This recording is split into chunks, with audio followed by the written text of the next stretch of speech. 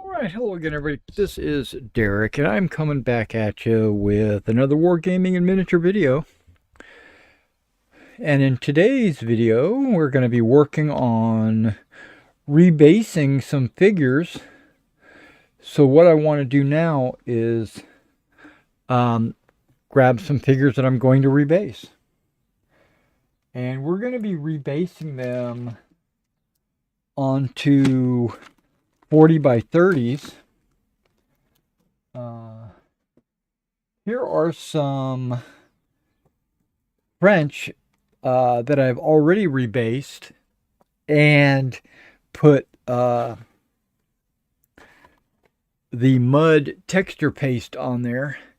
And you can see how shiny that mud texture paste is. I really like the mud, but there's other colors that I like as well, like the Vallejo. This is the MIG mud. The Vallejo mud is probably a little thicker than this mud, but it dries kind of a lighter brown, almost that color, almost, maybe a little darker than that. And but it doesn't have any kind of gloss sheen to it at all. Now I could always go back over it later and add a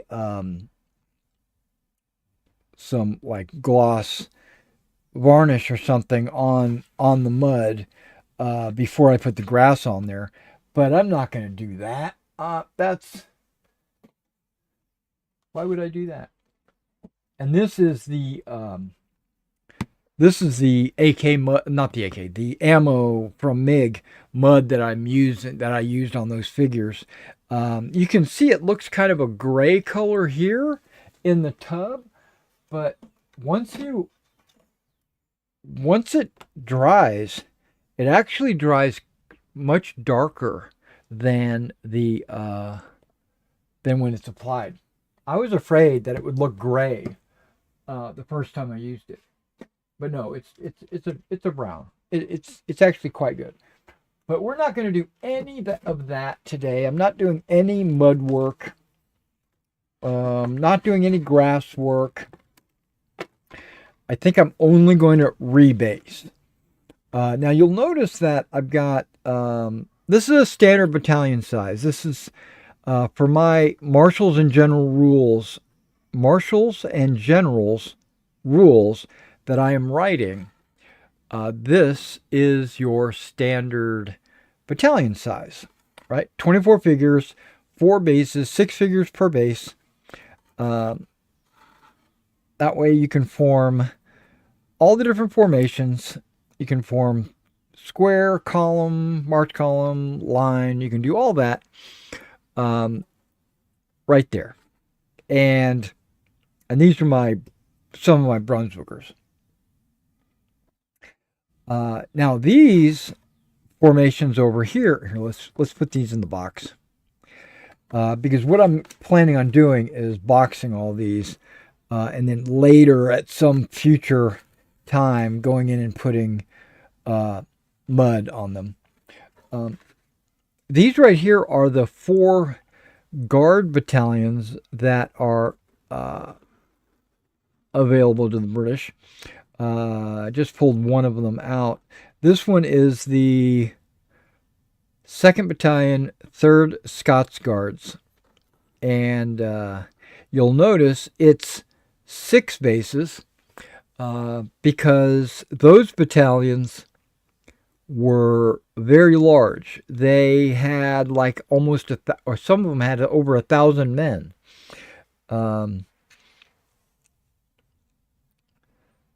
Where a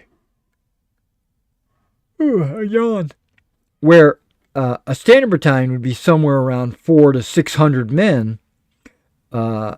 Anything over like 700 in the rules, I'm going to recommend a large battalion formation for that.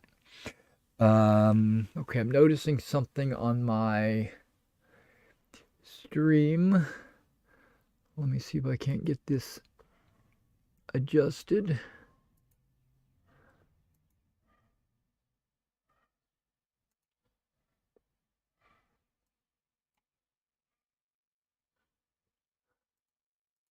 Perfect. Okay.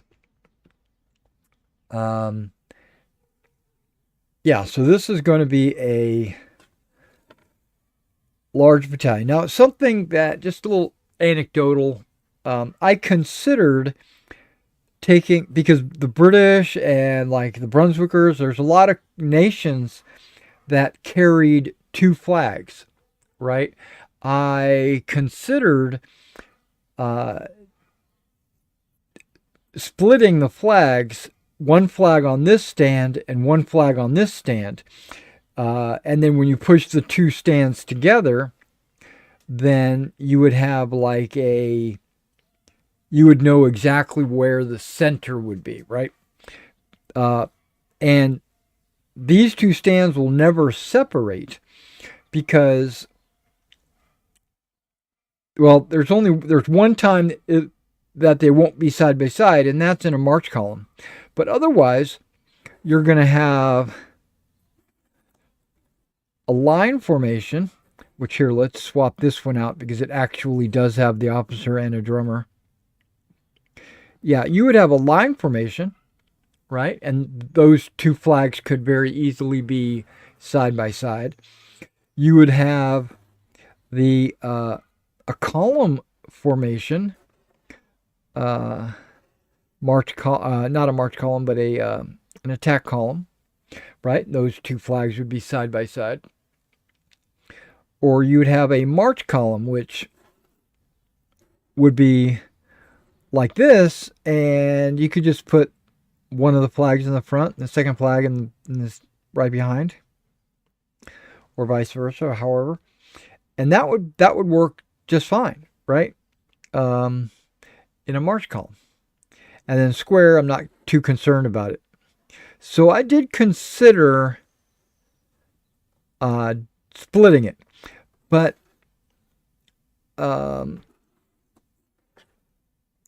for brevity, I just went ahead and put them both on the same stand.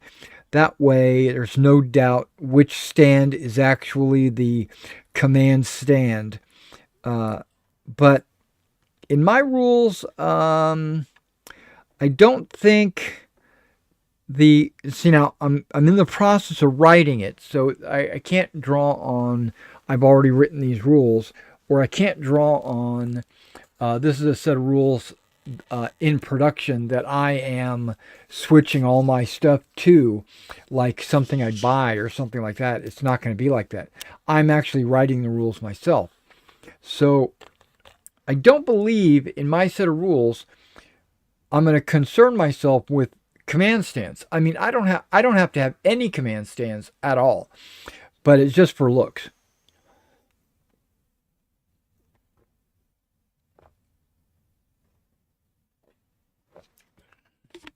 I do think I'm going to fire by column. So each stand or each row of stands is going to fire. So measurements are going to be made by stand and not like a center of the group. They all get that range. And they all have to shoot at the same target. It's going to be a little bit different than that. If there's a unit in front of them, almost all of them are going to shoot at that unit just based on the way the stands and their unit is presented. But if there was two units right in front of them, like these three stands might fire at this unit, and these three stands might fire at this unit, just because they all won't fire over here at this guy. So, yeah.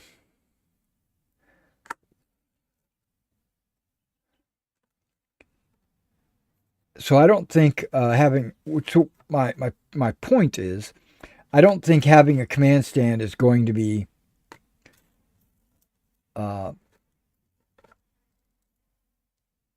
relevant to the rules, right? I think they would they're going to look good, and for movement purposes, I don't know, like changing formations, I don't know if I'm going to have like, I probably will. That's probably the only time it's going to matter is in formation changing. The command stand will remain the same position and everything will revolve around it. And if that's the case, then it would be good to have a command stand, obviously, because you'll need it to revolve around. And you only want one. You don't want a mixture of two command stands. Now, I could still have two command stands and designate one as the real command stand or the main command stand, namely like maybe the King's Colors. Say the King's Colors is the actual command stand, where the regimental colors is just a second thing.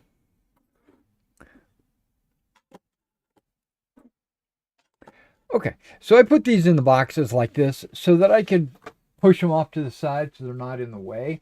Let me go grab a couple of other battalions that we'll start work on imminently. Give me a second while I move these out of the way.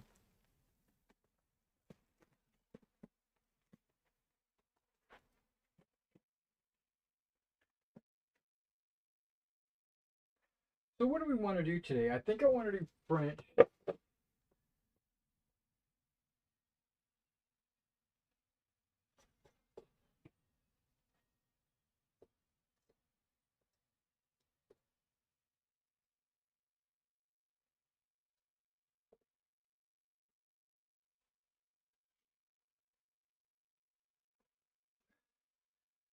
Okay, that's second of the 72nd.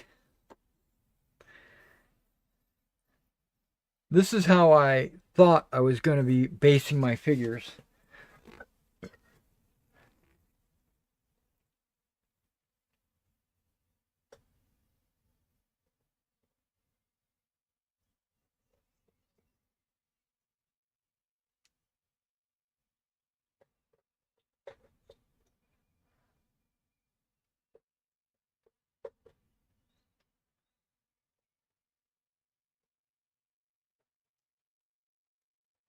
Now this should be the first of the 72nd. That way the whole 72nd would be represented here. The first and second.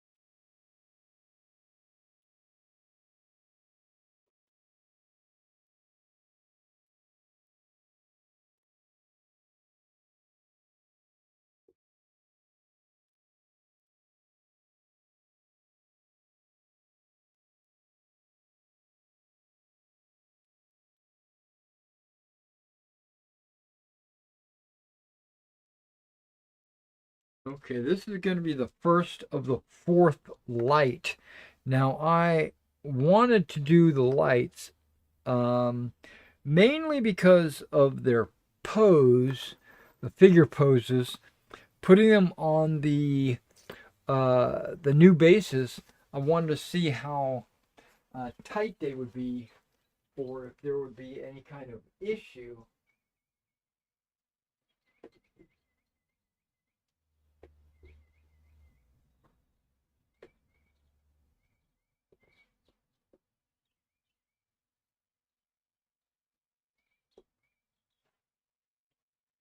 And this is the second of the fourth. I'm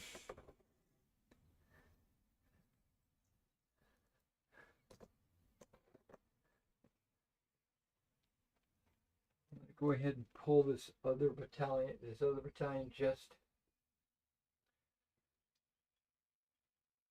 just because.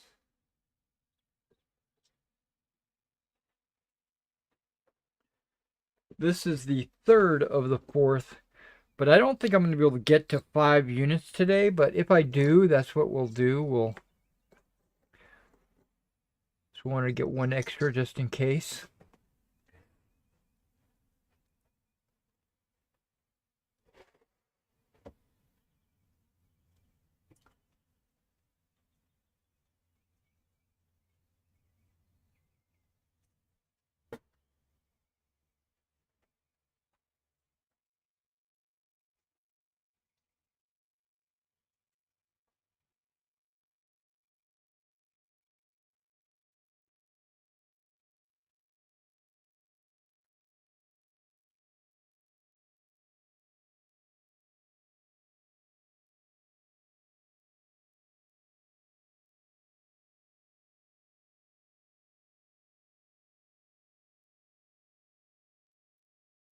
Think that will work. Okay. Yeah, so we're not actually doing any painting today. We're just doing rebasing. I know some people might not see this as glamorous, but I see it just as glamorous as painting a figure, because when you get them rebased, there's an emotion that goes through your mind. Well, at least it goes through my mind, saying that that I've accomplished quite a bit, or I've I've put I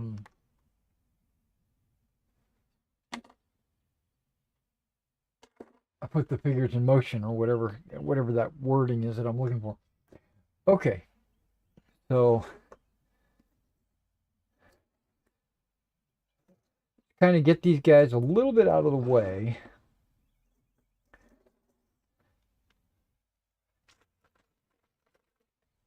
Now these were 6 bases. They're all going to be converted into a 4 base unit, but instead of 4 figures on a base, there's going to be 6 figures on a base.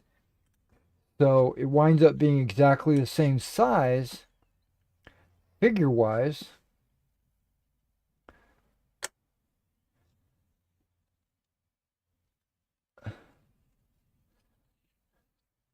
But aesthetically, or it'll just look way better on the battlefield, on the tabletop.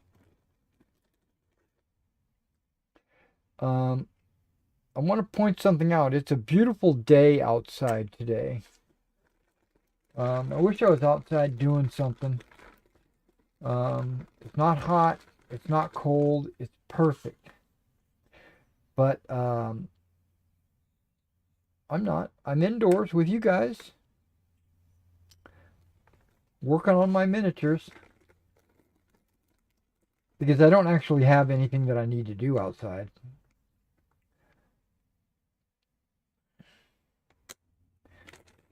You can see I'm running low on 30 by 40s. I've already ordered a bunch of 30 by 40s from War Bases, but those usually take 3 to 4 weeks before I get them. So I don't want to break out my Litco 30 by 40s, but if I have to, I will.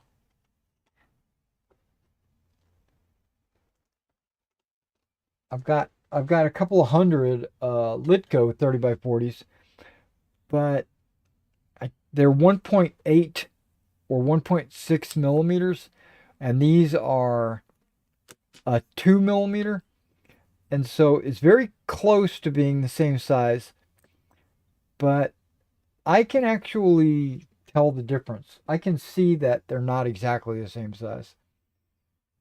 Okay, now like I said, I wanted to do whoops, whoops, whoops, whoops, whoops, whoops, whoop, whoop, whoop, whoop, whoop. Okay, I'm gonna pull a pen out. I'm gonna mark the bottom of these bases before I start doing all this jazz. Um, I want to do this battalion first, right? Okay, just making sure it's first to the fourth, and they're because sometimes I'll mix my miniatures up in the cabinet, so I want to make sure that these guys were not mixed up, and they are not. Okay.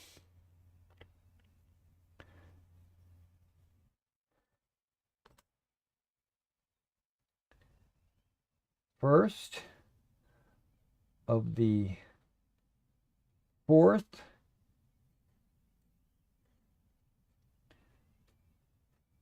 light, because there could very well be a fourth line.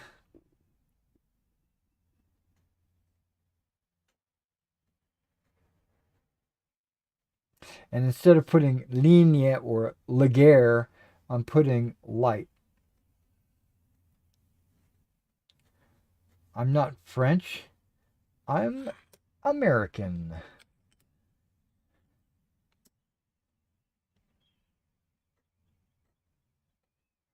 I find it kind of presumptuous or uh, a little snobbish when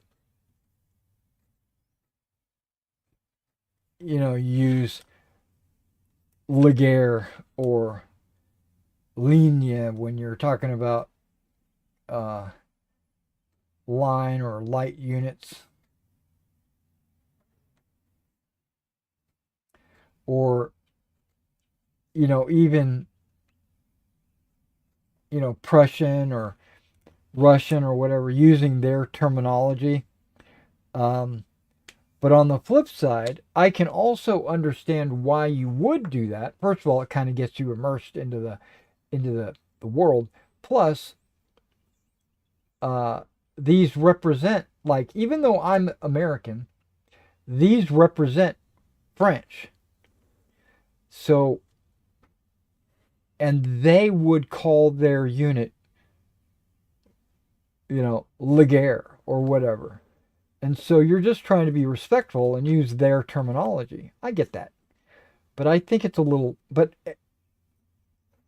even so, I still find it a little snobbish to do that. I don't know why. I just do.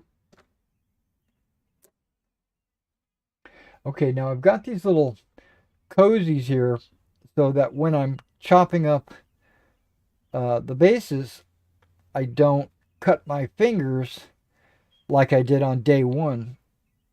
On day one, I wasn't wearing a cozy, and I cut deep into my thumb over here. I bought these specifically to prevent that from happening.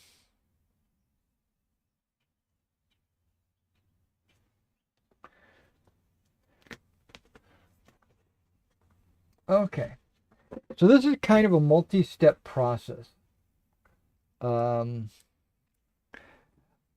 I usually can get one unit done in, I don't know, maybe we should time it just so I can know. Okay, so it's 11:06. It's also quite messy because I'm cutting figures off of bases. Um, yeah, this is the thickness. Yeah, this is the thickness of the bases that I have that are Litco. Um, yeah, they're not too different. They're not too. I mean, 1.8 versus a 2, almost negligible.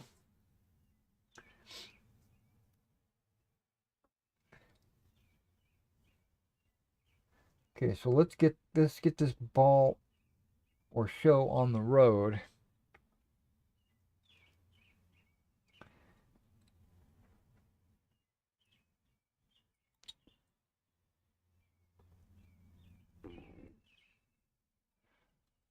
I'm having a little gastro issue right now where it's probably going to need to go use the bathroom. Um, so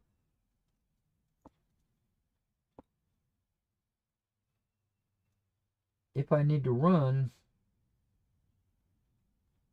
I'll let you know.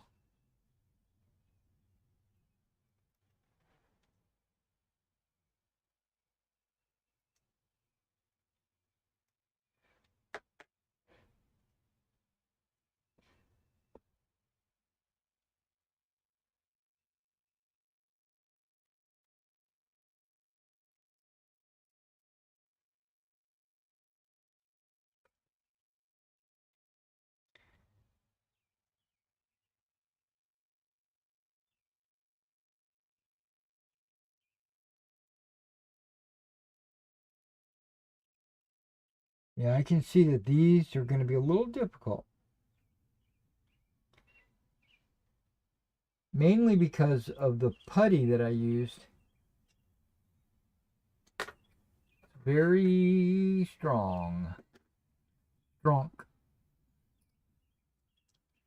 Which is good, I guess. Locks your figures down in place.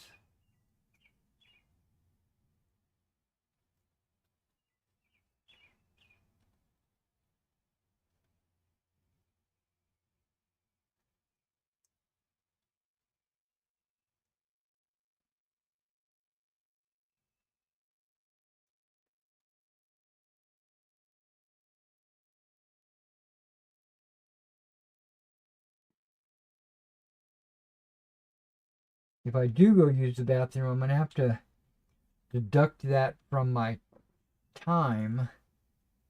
Because like I said, I am timing this.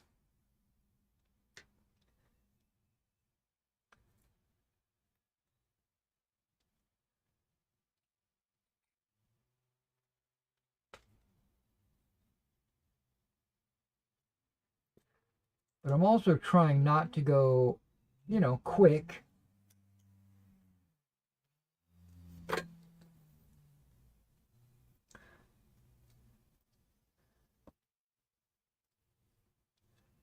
Yeah, these are some of my best painted models.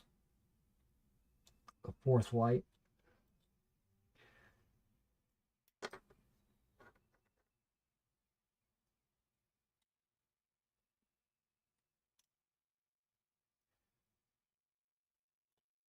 Mainly because um, I went in and did a bunch of highlights and stuff.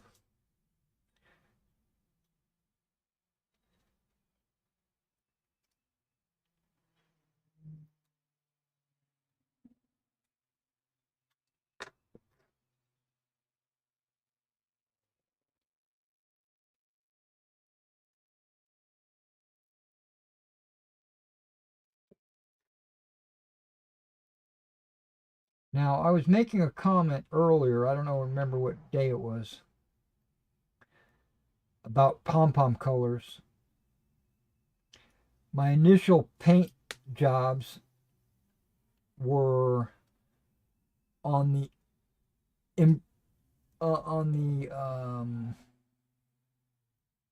assumption that the figures would be mounted 4 per base. So I did like 4 Grenadiers, 4 Voltigeurs, 4 of the blue company, 4 of the red, of the green company, and stuff like that.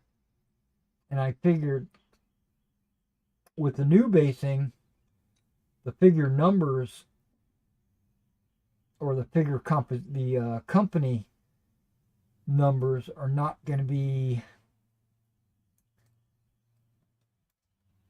the same. So I might have to go in once I get everything painted. I'm not everything painted. Once I get everything rebased and grassed and textured and everything, I'll pull my units back out and redo their company designations. Because luckily on the French, it's pretty much only the pom-pom colors.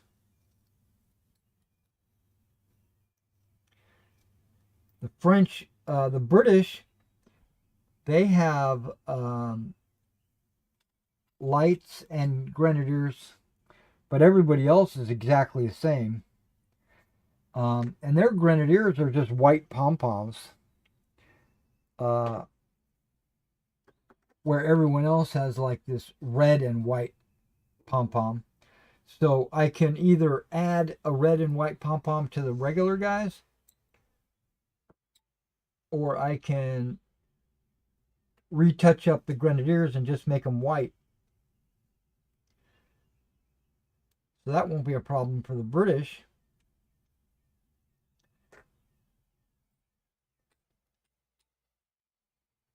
And the French is just pom-poms.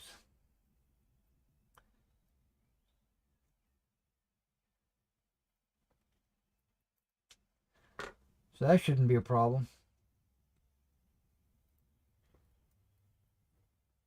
And the Brunswickers, their pom-poms are the same color for the entire battalion.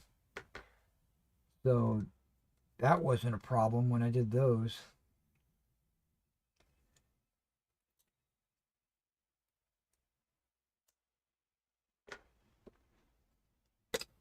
Now, there's a unit, the Avant-Garde. They actually, and there's one of the Hanoverian units.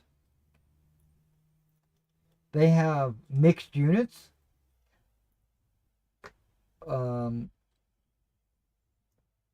Like the entire uniform is different based on what company they were in. So those might be the only ones that I'm concerned with, but not really. Because if I've got 6 figures on a unit, but I only have 4 figures painted that way, I'll just put the 4 on there and then 2 other figures.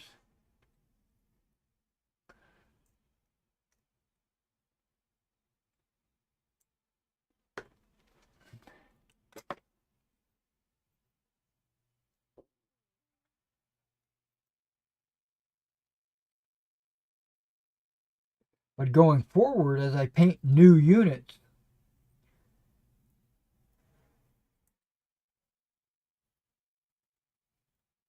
I'm going to paint them with the assumption that there's going to be 4 bases with 6 figures of base.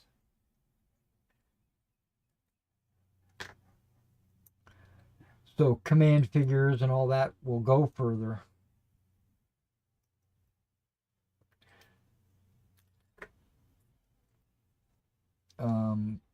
Voltigeurs and Grenadiers will not go further, because like instead of putting 4 Grenadiers in a battalion, I'll have to put 6. Well, I don't have to, but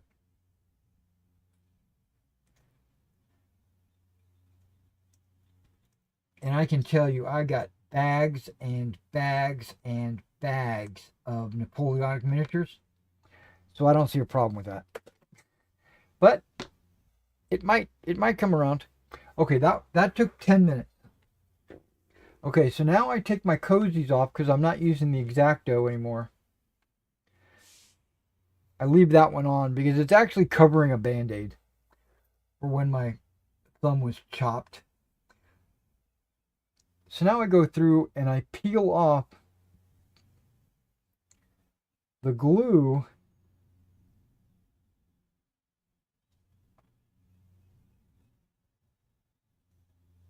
around the outer edge of the actual figure base. Man, I don't remember which texture I used on this, but it's very rubbery.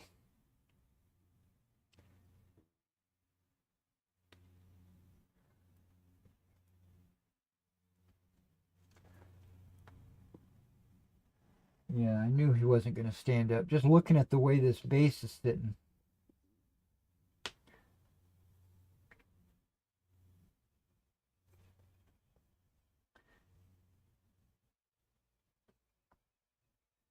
There we go.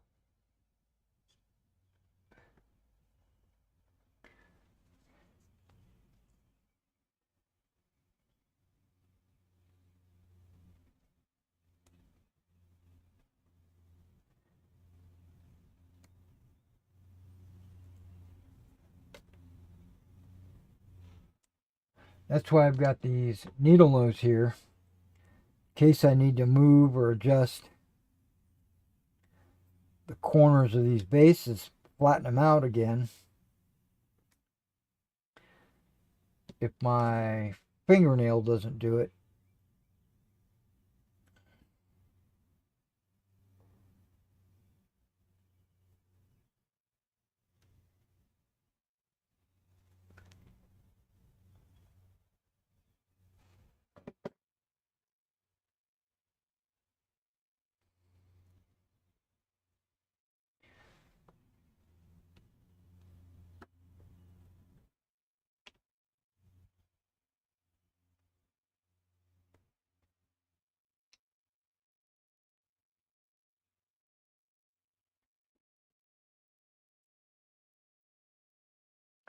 If you guys are familiar with my channel, you know that I play Skyrim late at night, like after midnight. And this last night, I played till about 5 a.m.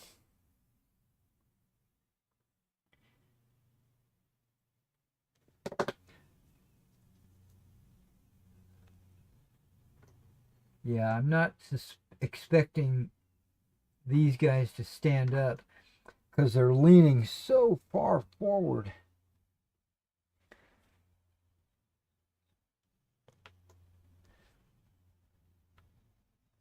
You know, I'm going to have to use some kind of quick dry glue, like maybe the tacky glue.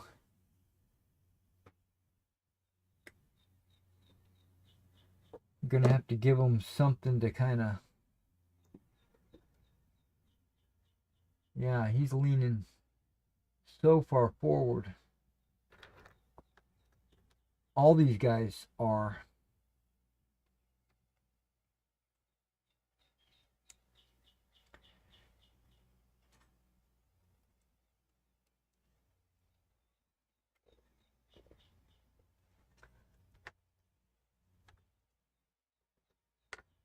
Yeah, oh glory, I would have to complain to them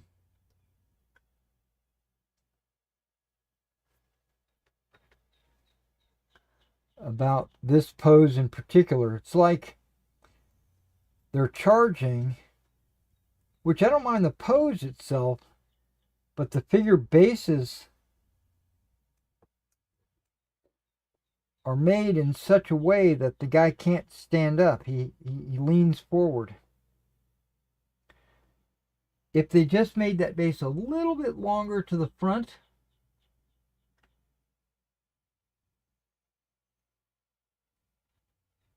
he would stand just fine.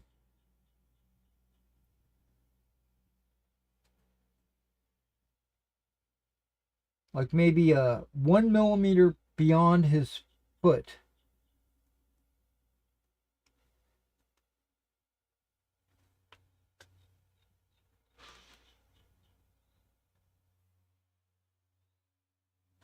Yeah, he's another one of these. I'm never going to stand for it.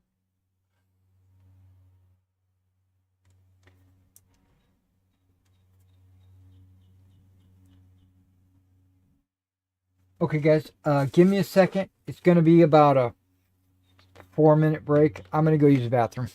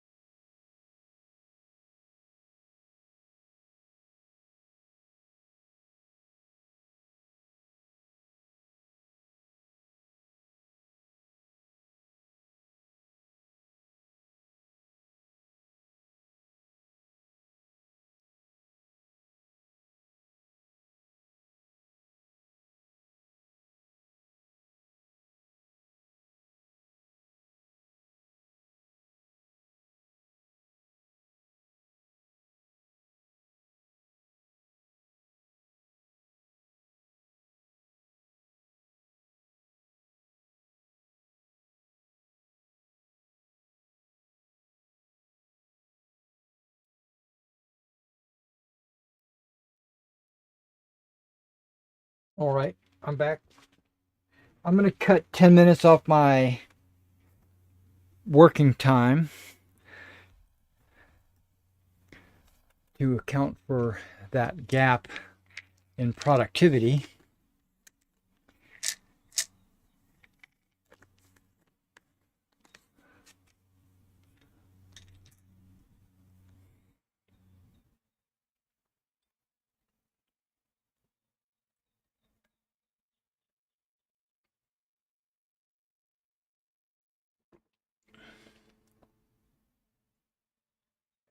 Mm-hmm.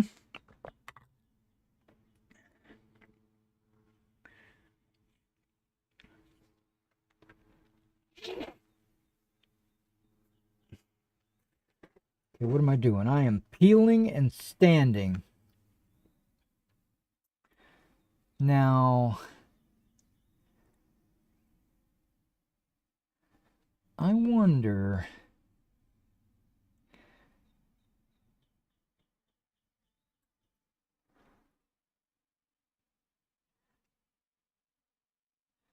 if I crimped just the edge.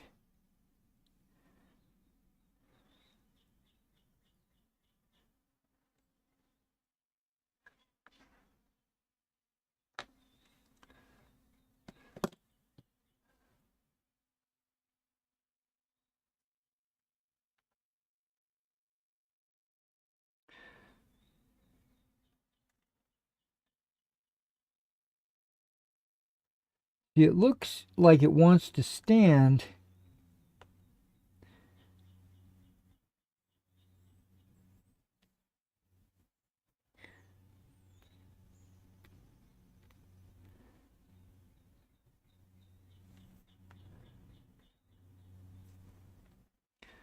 But then it doesn't.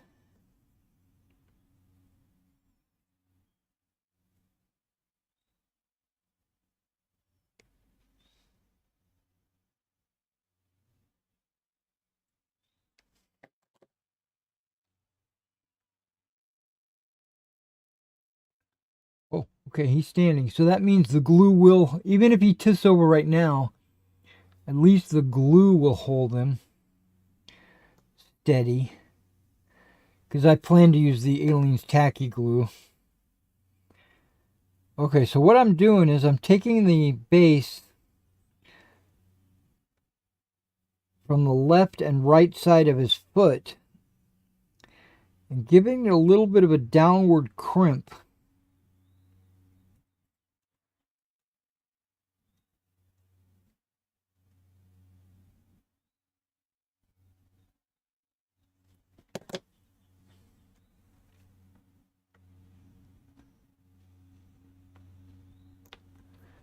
Maybe I need to do like a little upward pressure on the backside. There we go.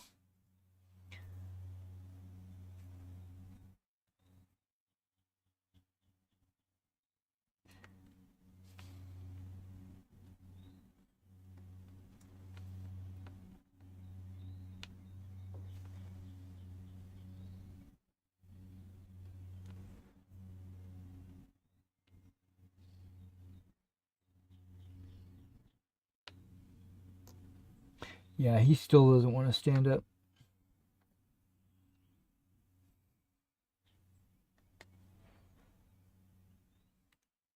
Hopefully the tacky glue will hold him in place.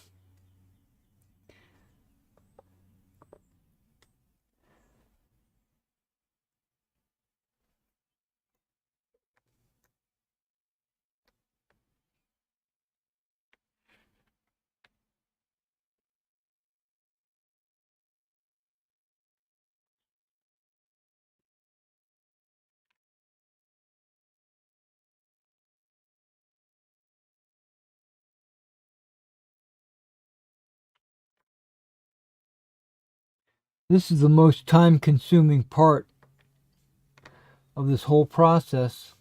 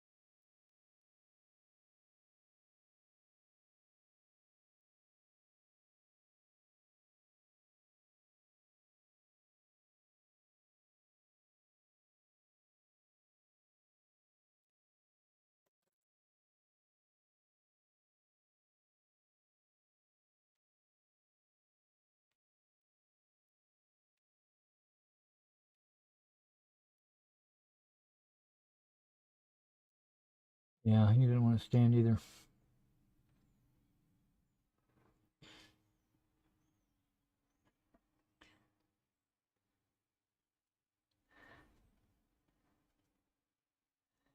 That's one reason why I think it was these figures specifically is why I stopped ordering this pose, and I stick with like marching poses or very guarded poses or marching poses where their weapons are pointed a little bit more north and less horizontal.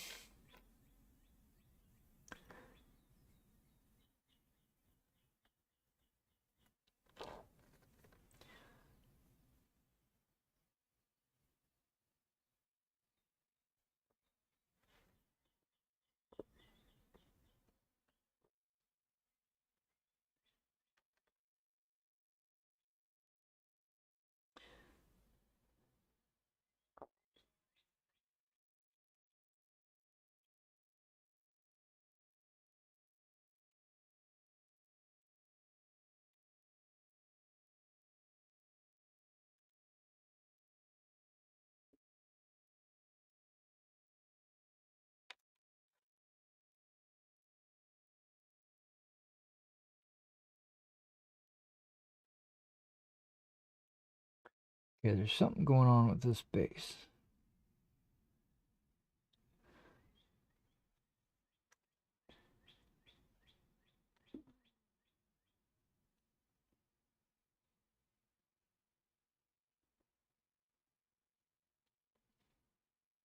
Here we go.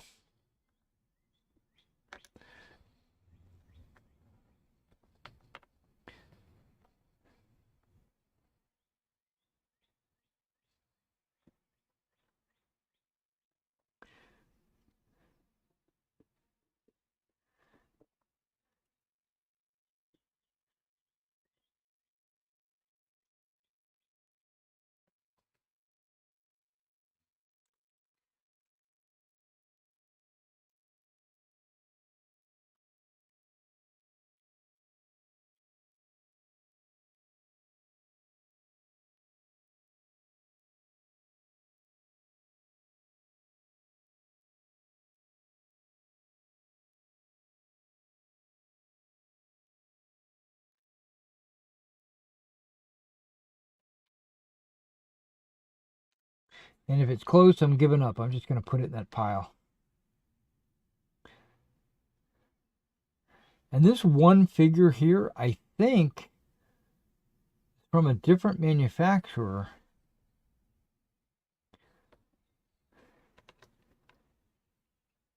These two of these Grenadier bearskins.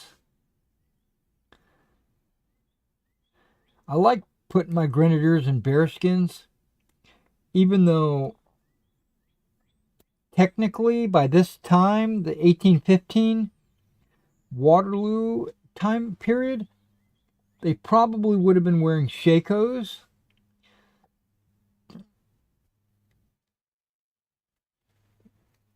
But I think the bearskin is very iconic.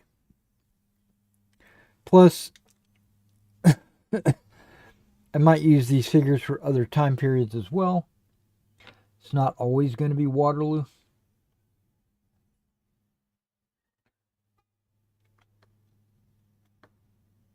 Wait, I got it to stand over here, but not over here? What's going on? There we go.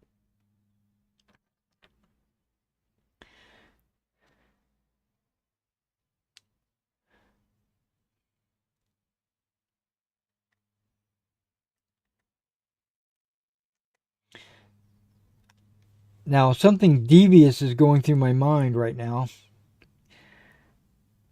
I could take their musket, I could bend it skyward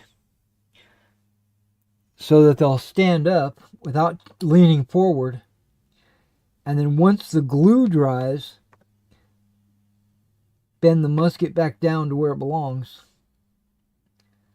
But the problem with that is if you do that too many times, the musket will break.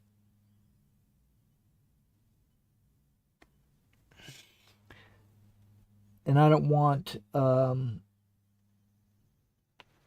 that mojo on me. Okay, this guy just doesn't want to stand.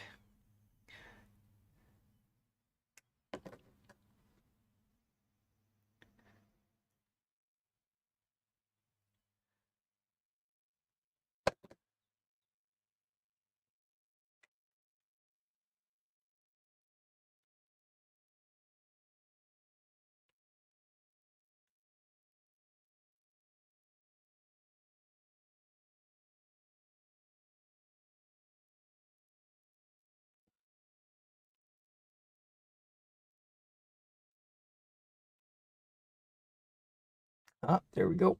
The glue will hold him in place. Even if he doesn't stand up over there. Okay, he does.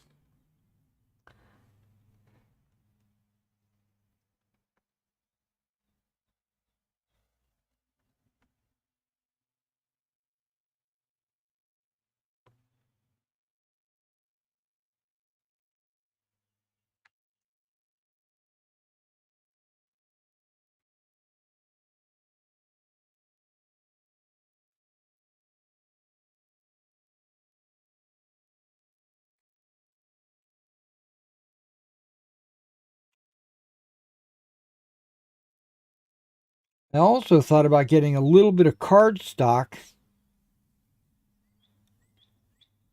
using super glue, gluing like a little lip on the front of their base,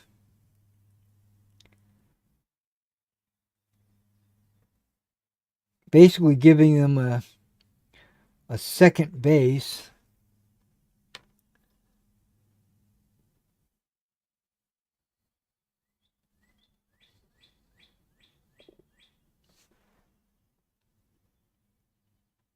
And that would work. Okay, something's not kosher. Okay.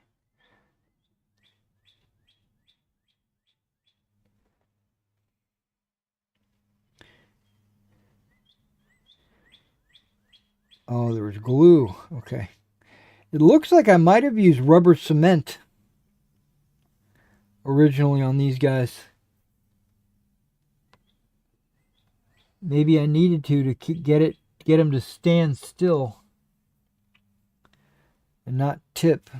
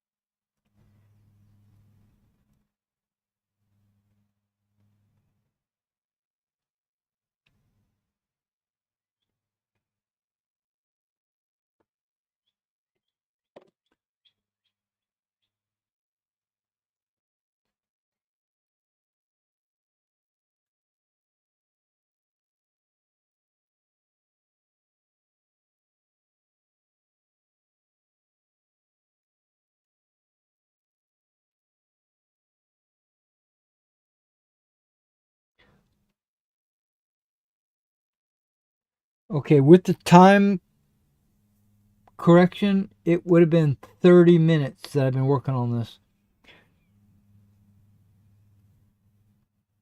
Maybe a little less.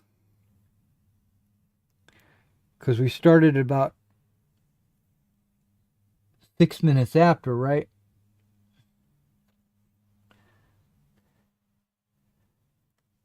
And then about a 10-minute bathroom break. I'm just going to call that 15 minutes. And with it being 11:45, we've been working on this part of it for 30 minutes. See, some of these guys can stand, and this one can't.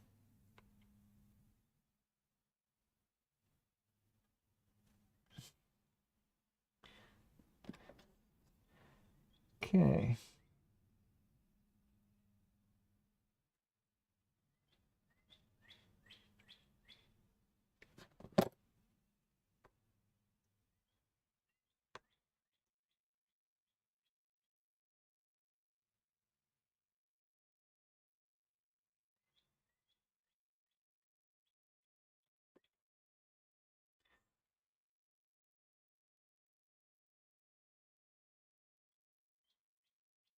I wonder if I need to go to extremes.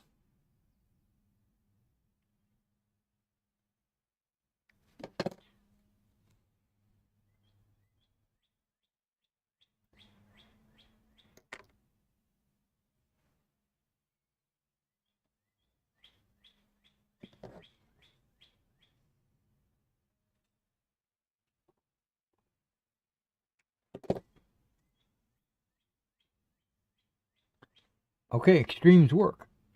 Okay, I already know he's good.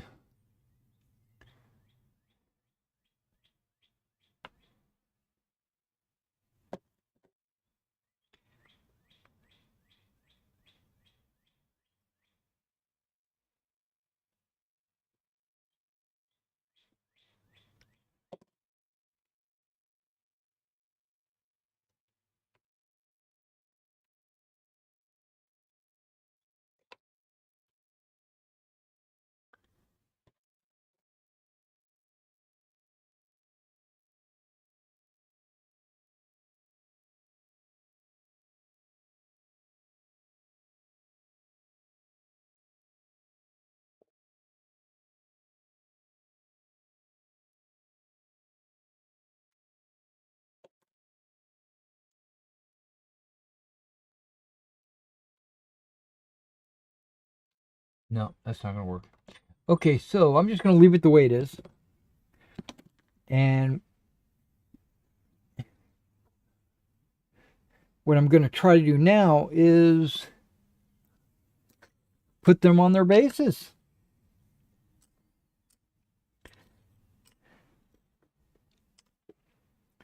We're going to use tacky glue because of the nature of these models.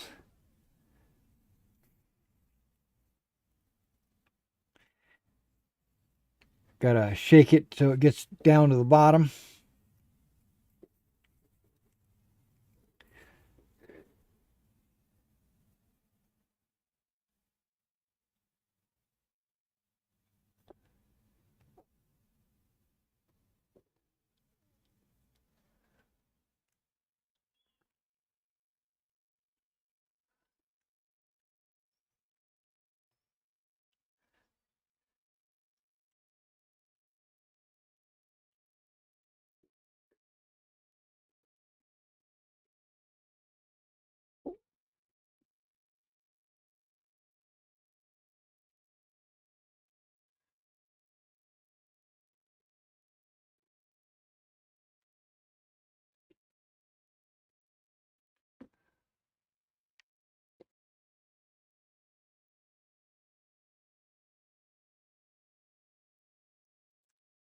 I'm going to lay it on the side right there so it doesn't settle too easily.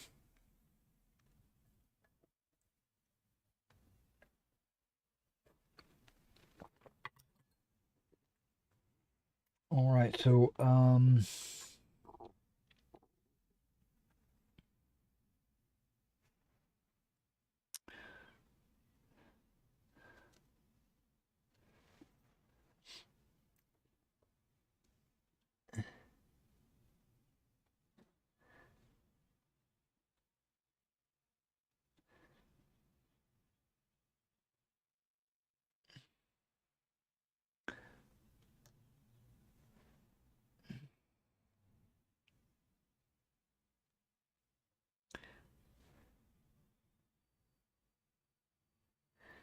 So I'm putting the lights on the far left of the formation.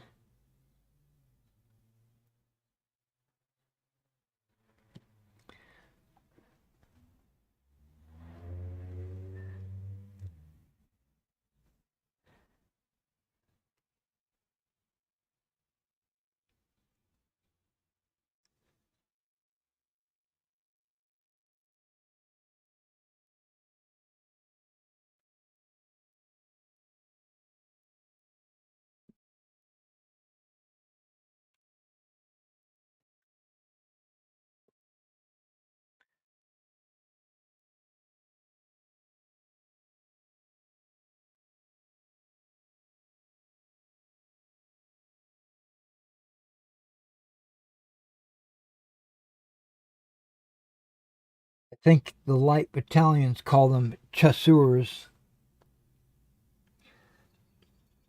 Chasseurs. And then I'm going to put the grenadiers on the far right of the formation.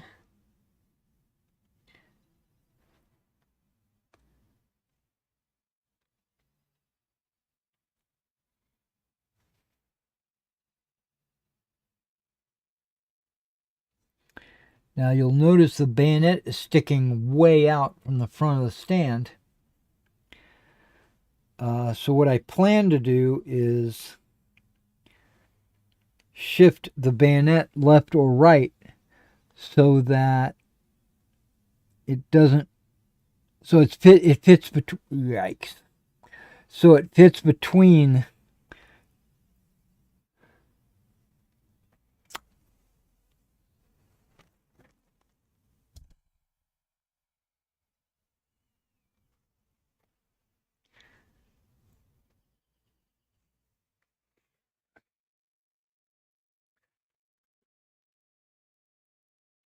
get a little bit of water.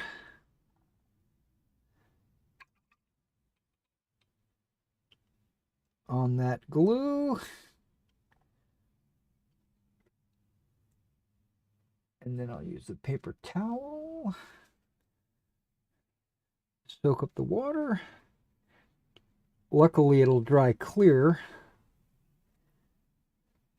But the figure fell over into the glue. Gotta love that.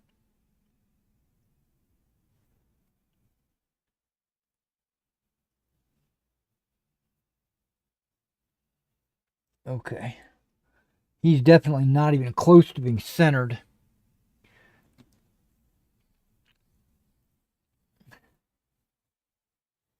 And this is something you can't do with super glue.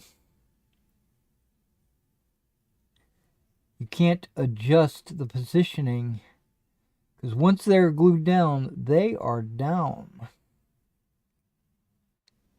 Okay, you see I've got them kind of angled a little bit off to the left.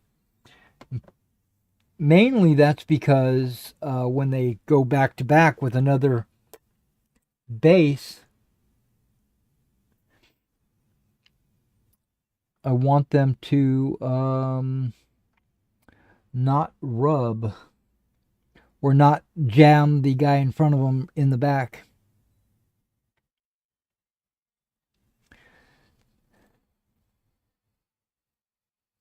Okay, that looks good. I just got to twist these guys a little bit.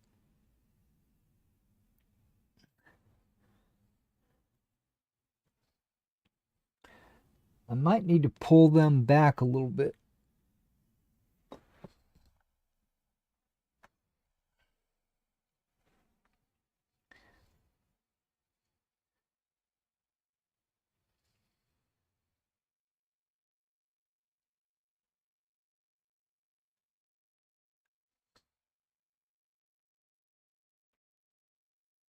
By pulling these guys back, it should give me a little room to pull the guys in the front back as well.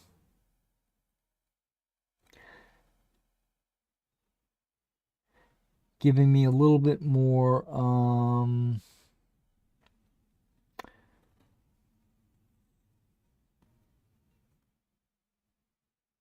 leeway up front.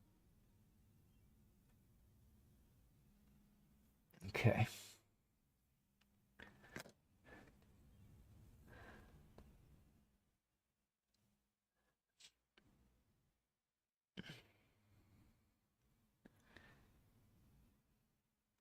This injured guy could go right here.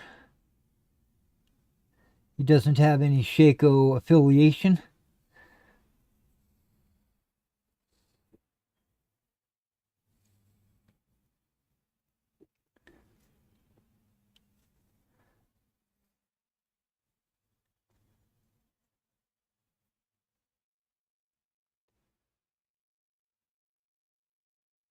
Okay. I did 3 purple, 3 orange, 3. No, I did 4 orange. 1, 2, 3, 4 orange. Okay.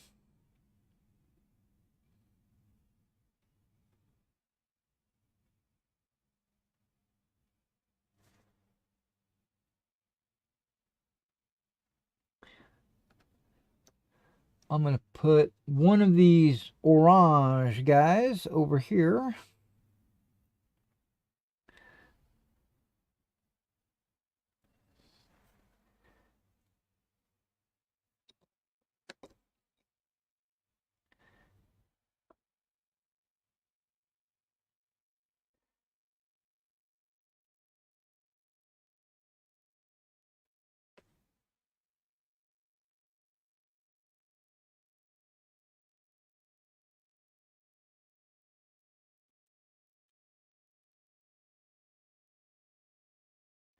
And that tacky glue is holding him in. He's not tipping over.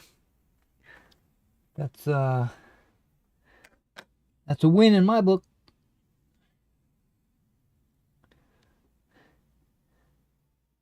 And then I'll put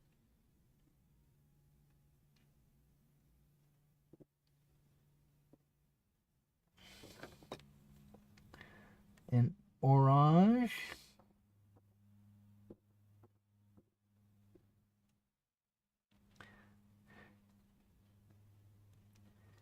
It needs to be straight.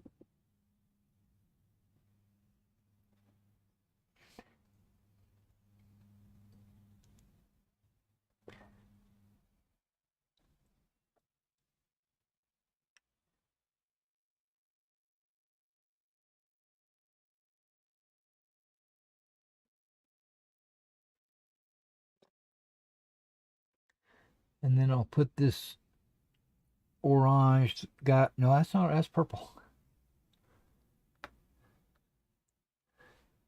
Standing orange. Okay, here we go. This is the guy that was tipping over.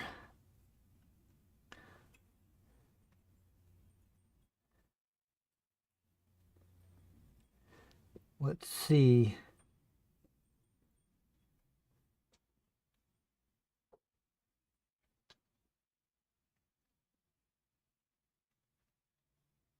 If the tacky glue will hold.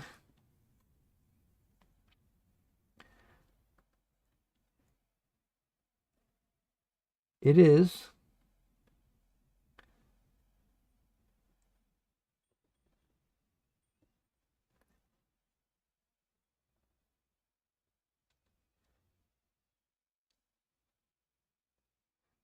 Pull this guy a little bit further out. Okay, that looks good.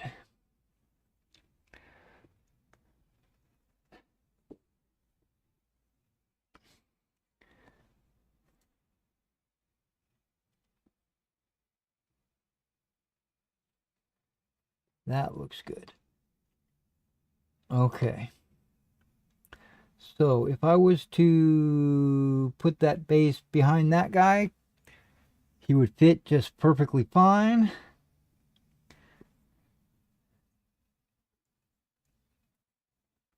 And then if I put these grenadiers behind these guys, oh no, that's not going to work.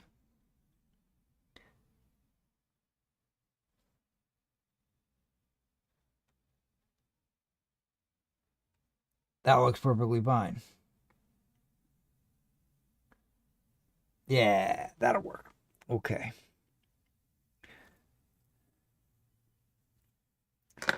Okay, let's deal with the command stand. I love putting my flags on the right side. Now, if you don't know this, these are 10 millimeter squares. I line my base up to give me the 3 lines down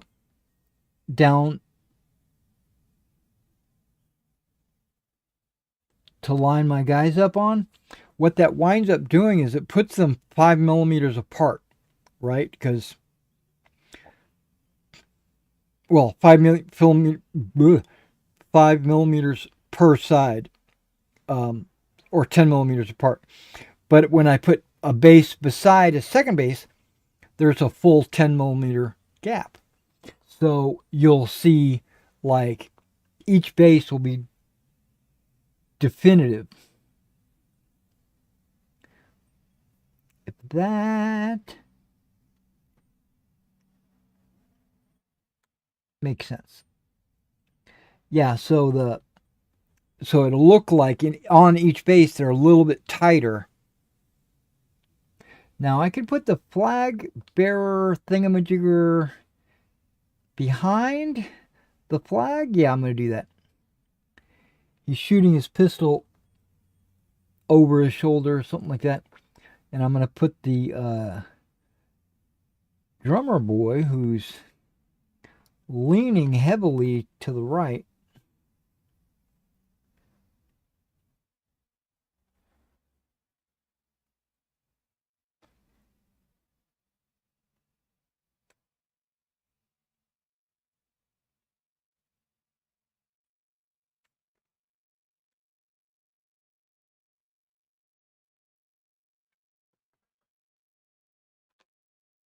I want him to stand up. Okay, he's standing straight now.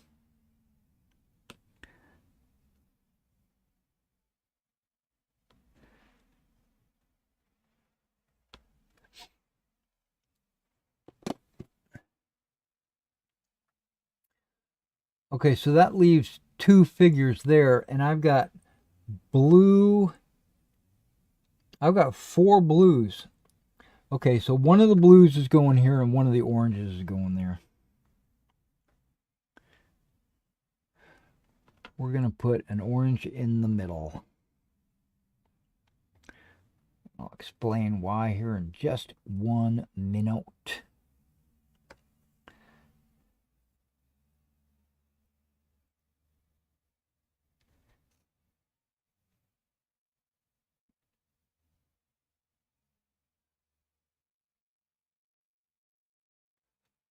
That looks good.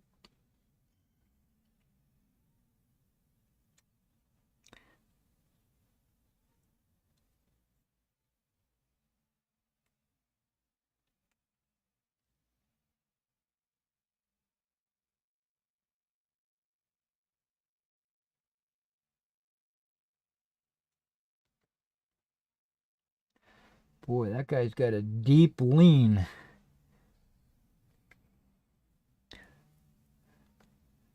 I mean, he is leaning in deep. I don't think I want to put him behind the drummer.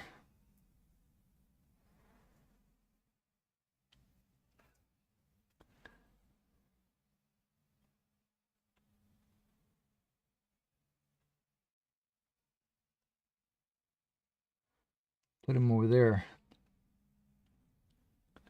A not so deep lean would be this guy. But I'm going to take my drummer, turn him slightly so that drum's not in the way.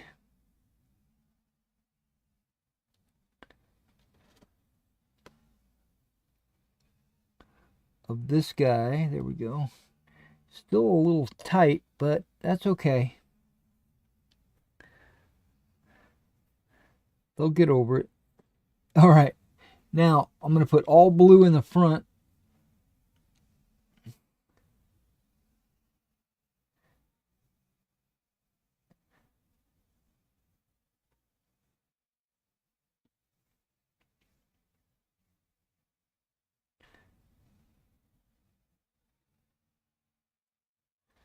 and then all purple in the back.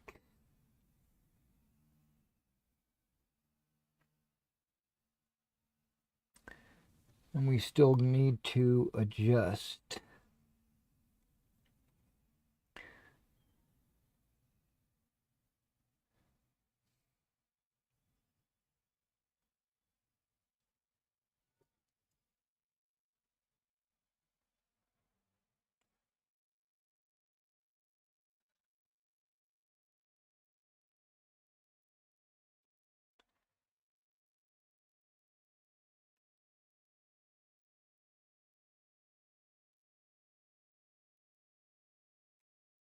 Okay, so let's look at the lines.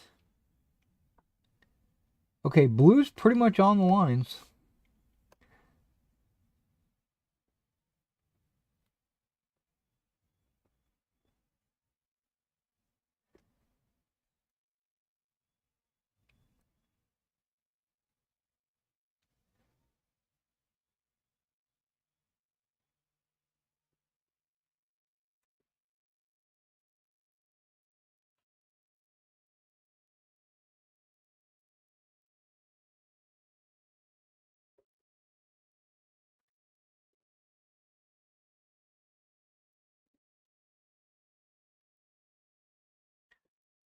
Okay.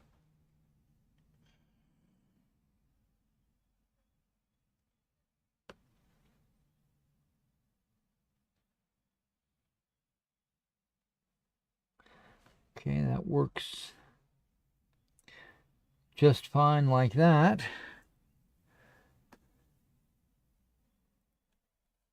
Oh, this figure tipped over. Push him back. Maybe the tacky glue will hold him in. So basically, I'm going to have to revisit these guys from time to time to make sure the glue, make sure the figure doesn't tip over.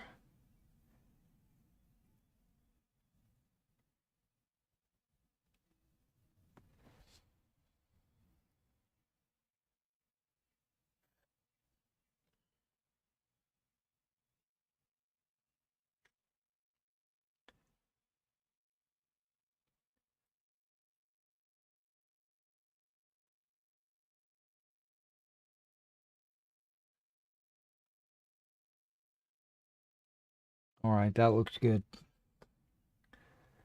All right, so just gluing it down, it was 1 hour. So what we'll do is we'll call that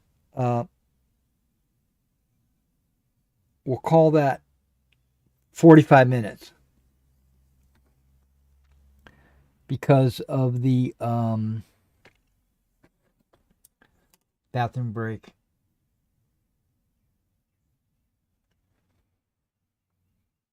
Well, actually, it'd be about 50 minutes, right? Because there's not an additional break. Yeah, so it took about 50 minutes.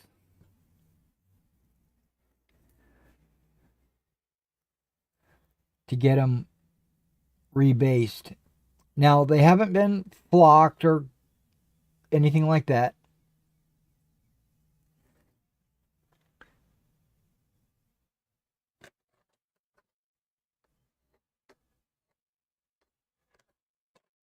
I'll do that some other time.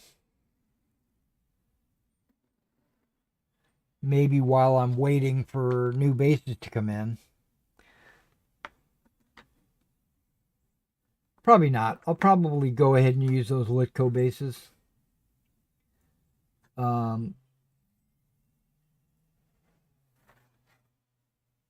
Yeah. Oh my gosh, where'd that blister come from?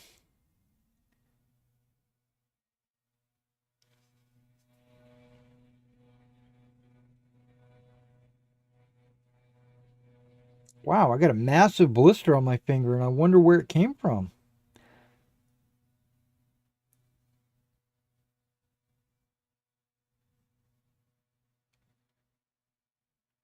Well, I'm going to put a Band-Aid on it just so it doesn't pop. Give me a second. While I do that,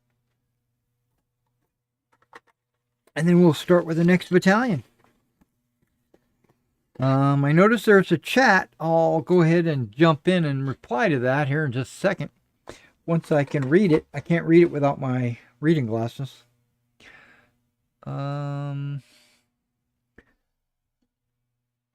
going to do this just to grease it up a little bit. I'm going to put a little Neosporin on this.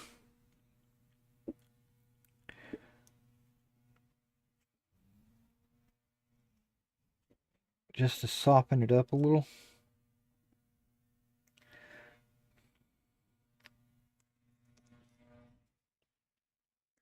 I got all my packages out today. That's good.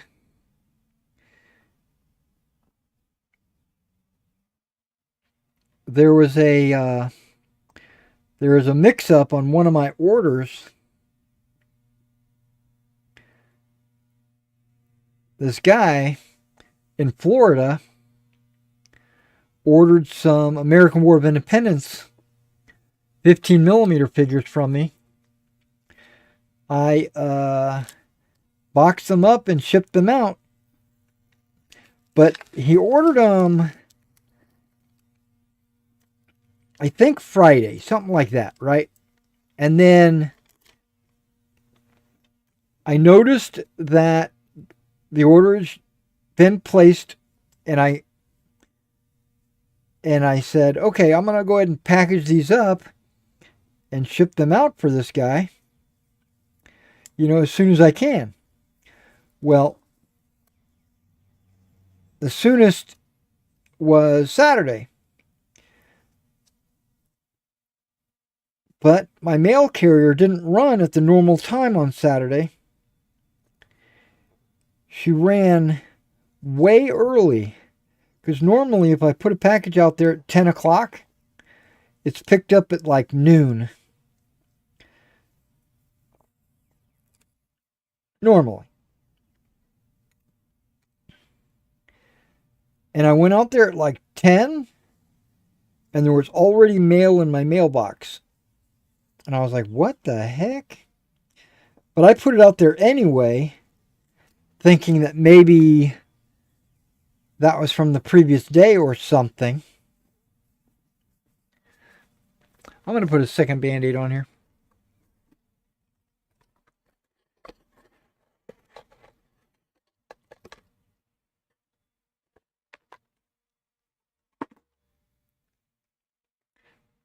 But it was never picked up on Saturday. But on Sunday, she doesn't run, obviously.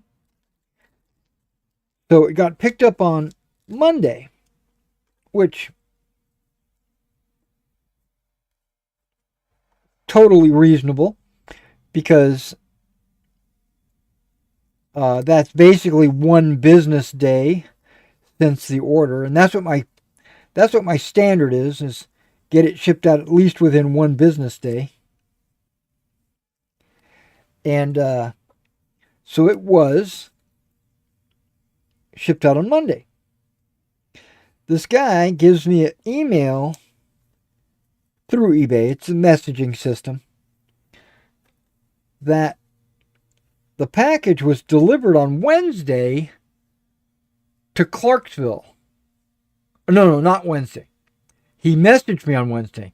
It says it was delivered on Monday. And I'm like, there's no way it could have been delivered. She just picked it up. So I think that was just a mistake by the carrier. When she picked it up, she probably marked delivered instead of picked up or something. I don't know how it works. But that's kind of what I'm guessing. Because I don't know.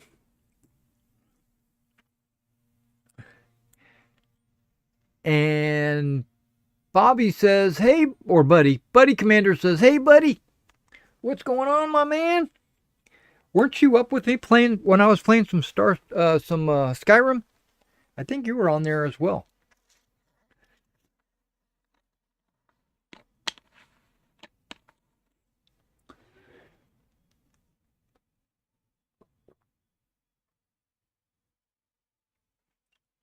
I needed a drink.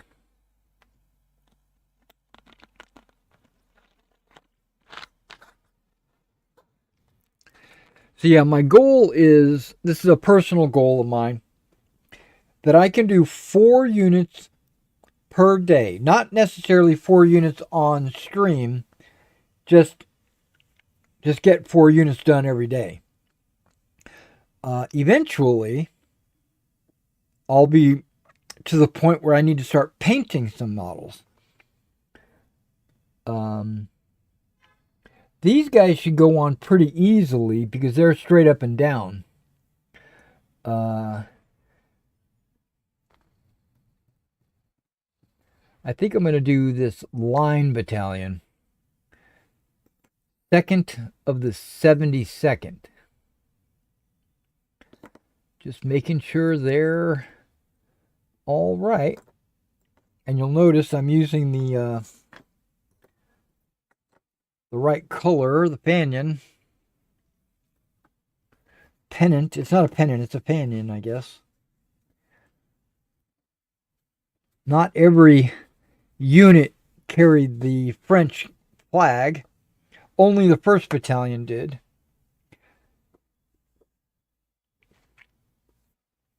Second Battalion onward, each had their own color. You know, 1st had a color, 2nd had a color, 3rd had a color, etc. I don't know how that got such a big blister.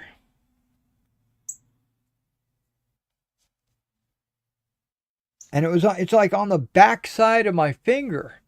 How did I get a blister right here? I'm going to visualize what I'm doing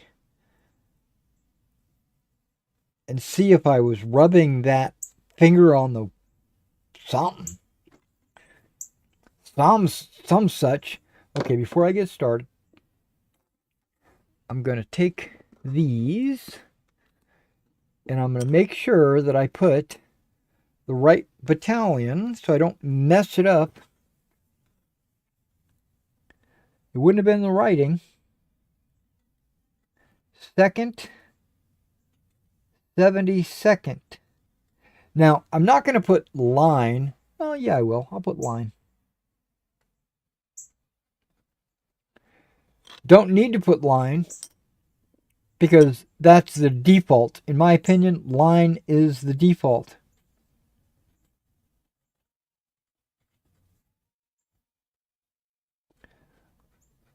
Light was an anomaly. It's like not the default. 2nd Battalion, 72nd Regiment, line.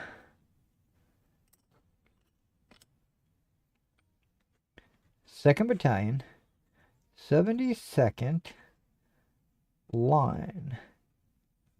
This unit is at Quatre Bras. It's also at Waterloo, I do believe. Could be wrong, but I think it was.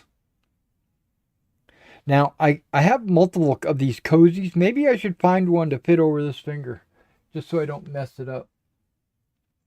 I've got a whole pile of them over there. Maybe after I do this unit, I'll do that.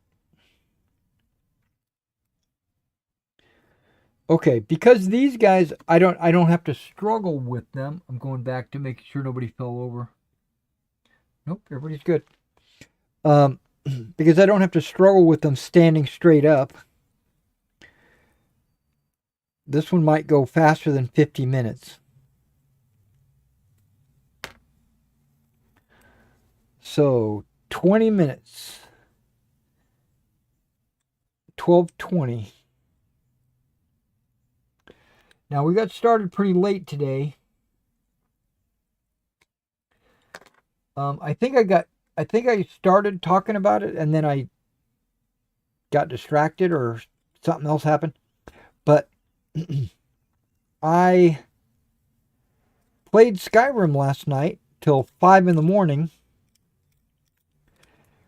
And I said to myself, oh, I've only got a couple more hours to get everything ready and package all my shipments and get them ready to go out to the post office and all that. So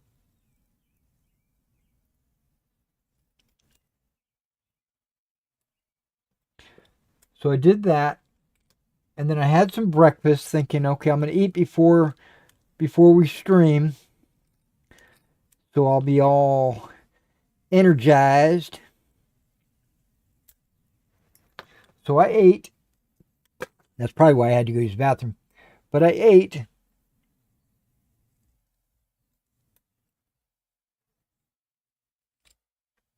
and then I got real drowsy.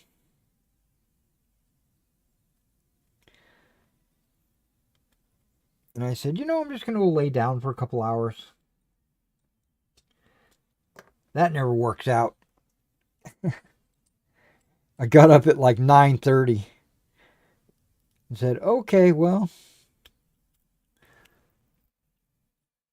let's get up and get the camera all set up and everything. And then I took my packages out to the mailbox.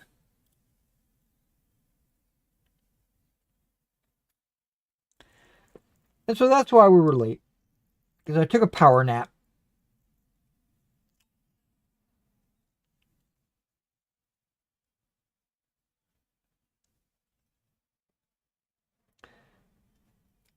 Because normally I'll just stay up. Because I usually sleep late in the afternoon. I know I got a weird schedule. Okay, this figure I'm cutting into the plywood. Try to avoid that.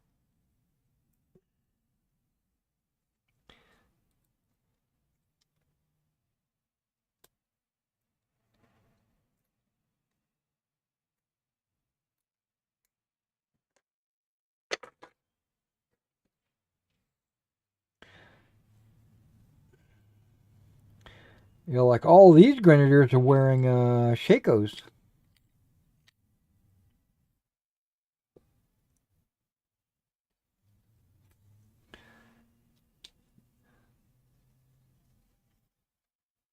Yeah, almost all my French are Old Glory.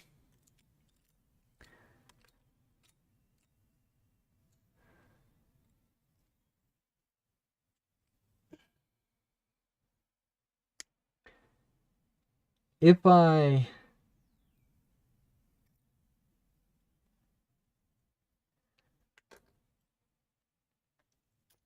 knew better, I probably would have mixed in a little bit of the Blue Moon models.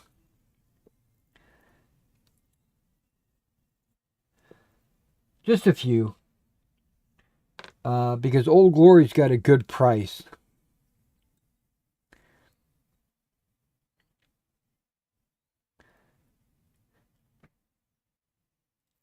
It's like $20, something like that. $20 for 48 models.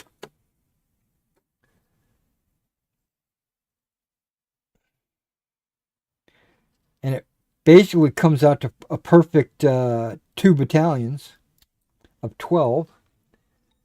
I'm sorry, 24. Excuse me. And then if you buy their starter armies or whatever,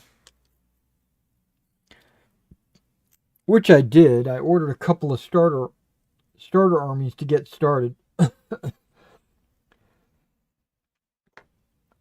It's actually cheaper than that because I think they throw in some generals and some artillery as like incentive to buy so much.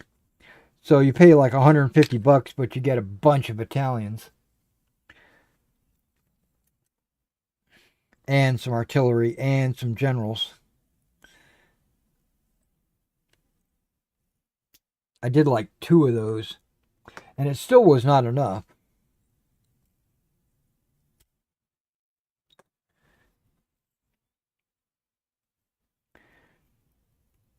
Because eventually, once I get done with Quatre Bras, I plan on moving towards Waterloo.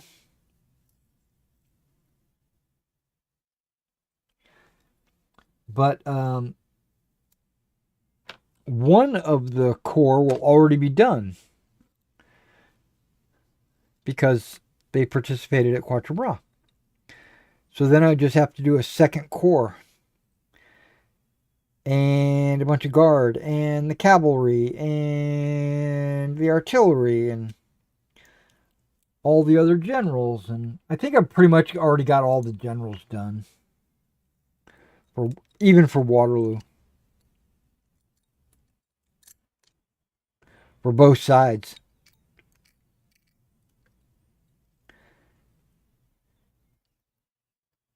And the Allies, I've got all kinds of okay. I've got all kinds of weird units that I have to do.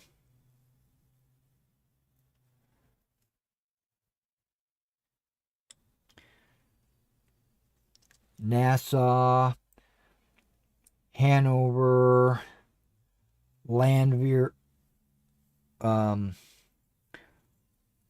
Brunswick, Dutch Belgian.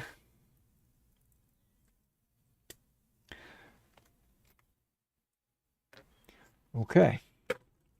That only took 8 minutes.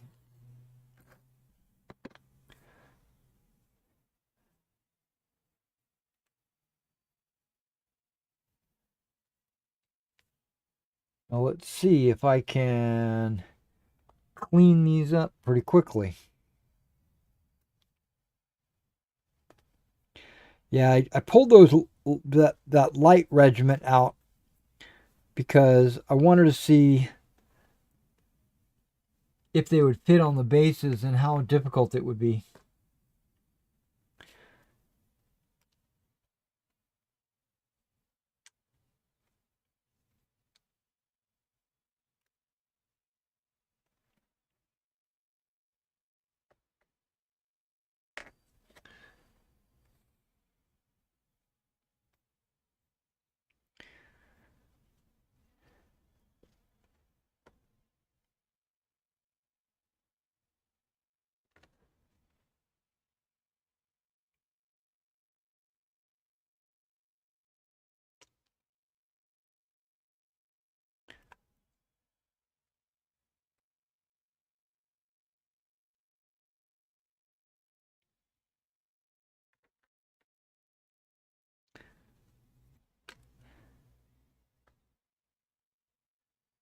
See how much easier it is when your guys are standing there with their muskets raised?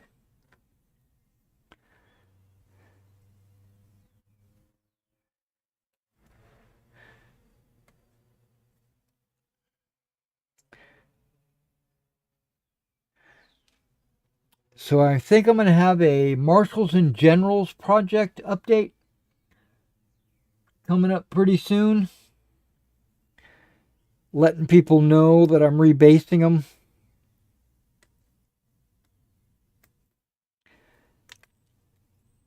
I also, once I get enough units blocked,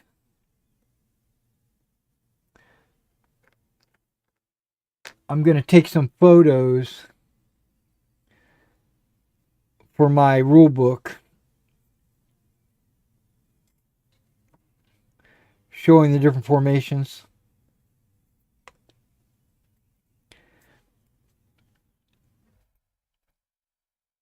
Now, previously in my rule book, I showed off command and control with generals and multiple units on the table, and I took photos and then edited the photos with like measurements and stuff. But all that I think I'm going to have to throw out the window because the units are done differently now. And I'm thinking of changing the command and control. I know. I just can't settle on what I want to do. It's that's the hard part. Once I settle on what I want to do, I have no problem with just writing it down.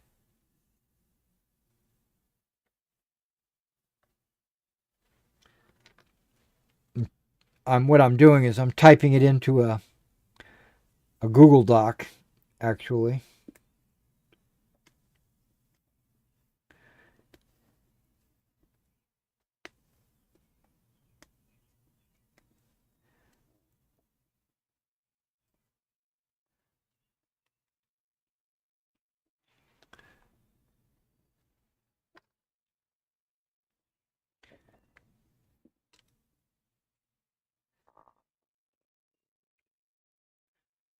And I'm thinking eventually I'll publish it. Maybe. Maybe I'll publish it. Maybe I won't.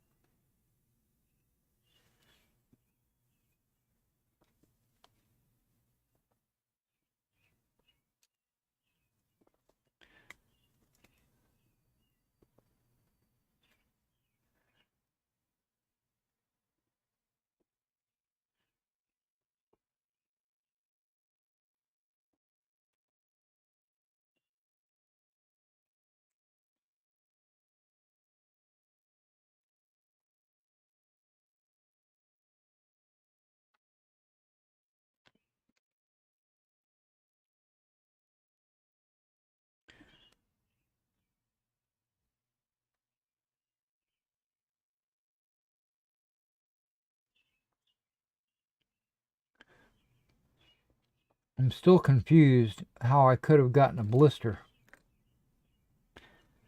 on the top side of my finger.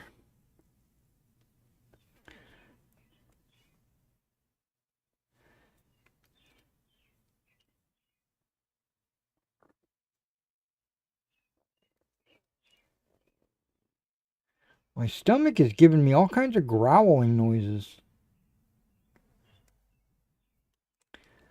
Well, it is almost 1 o'clock, and I didn't eat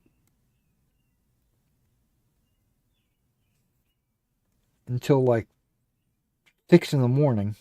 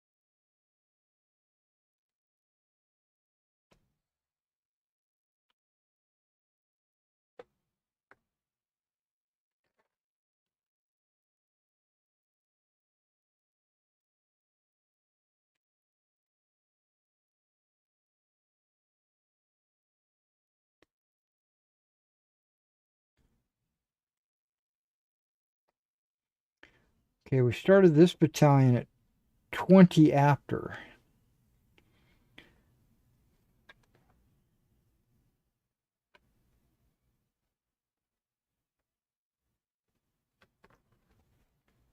And it's 35, so that's only been 15 minutes.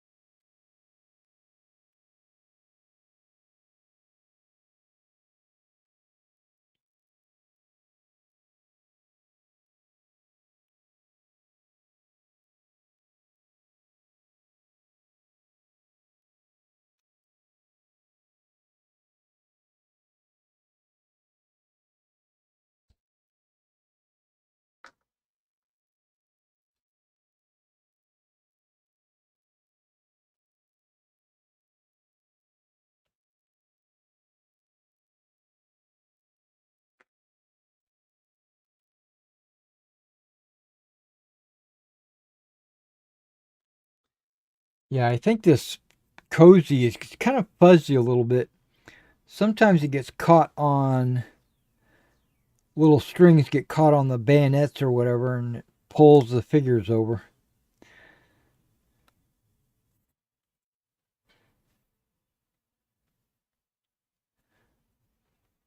Like when I stand it like this, it pulls them over. Where's my oranges? They're over there.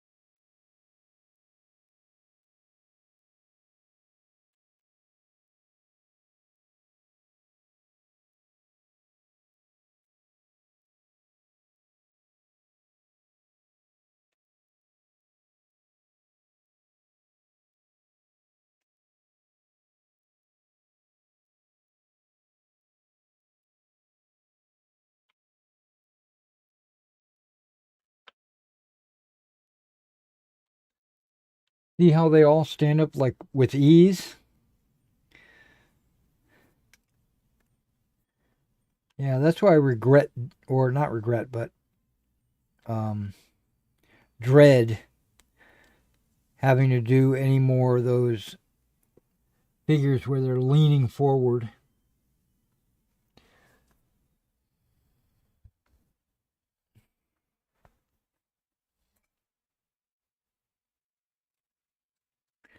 A lot of little extra flock and stones and stuff that fall off.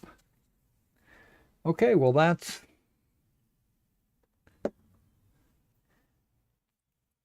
pretty easy.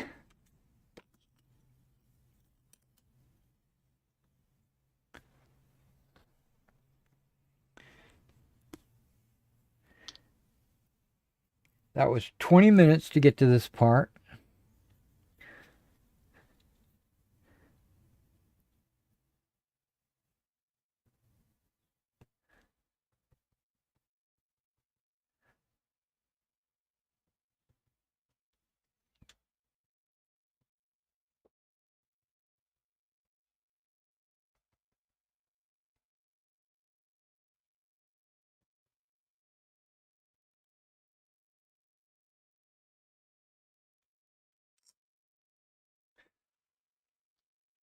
Okay, not gonna lay it down. I'm gonna stand up. Stand it up. All right, so um, grenadiers, huh? Okay, let's start with a guy that looks like he's in charge. Grenadier Sergeant.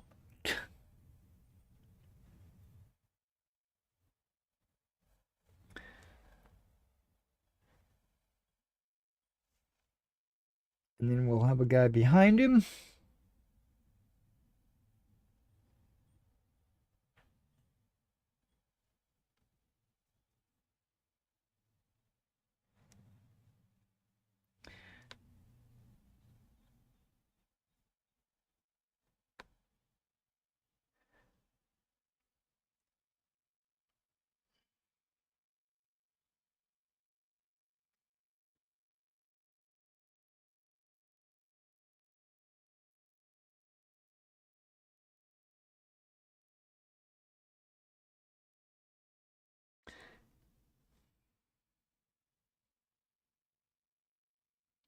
There just happened to be 5 grenadiers. If there were 6, I would have put it on there. But there's not.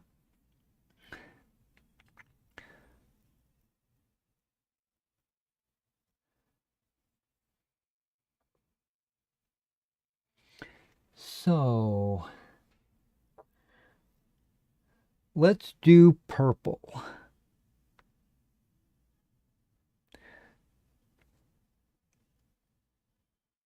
I'm going to do one on this base in the second rank, and then the rest of them on this base also in the second rank.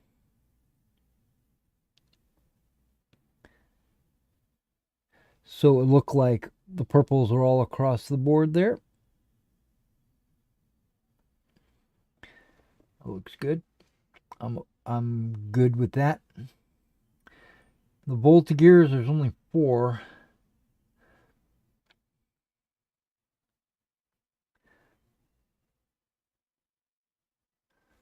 What's going on with this guy?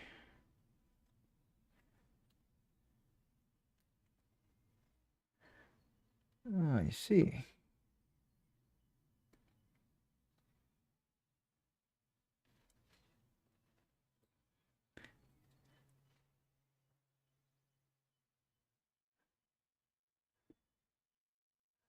Let's lock him in.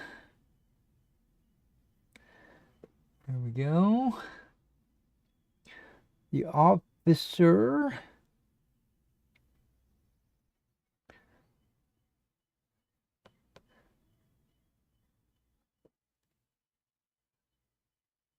Again, the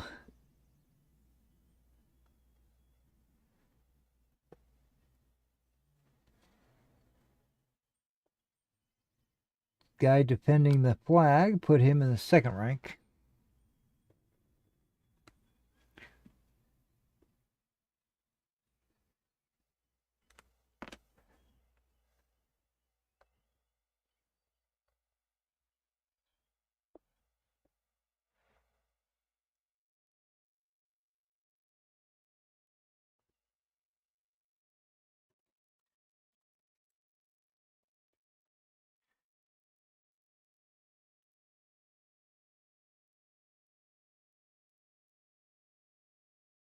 There we go.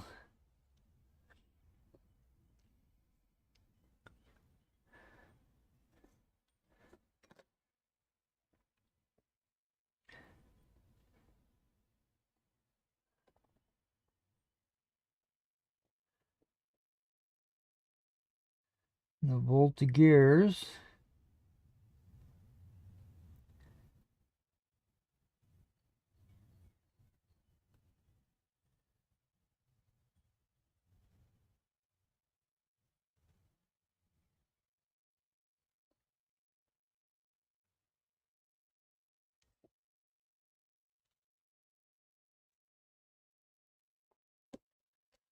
Get a little shuffled.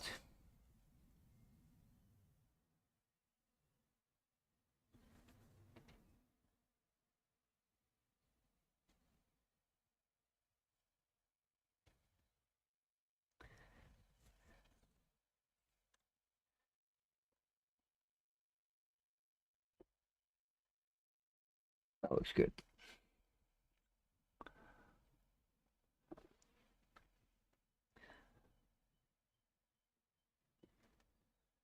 Okay, there's only 3 blue, so I'm going to put them right there.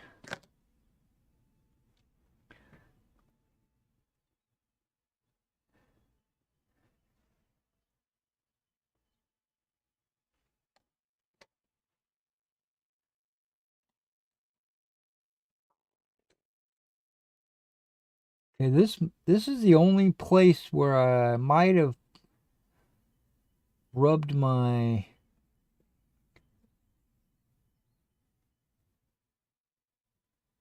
top of my finger against the table, maybe.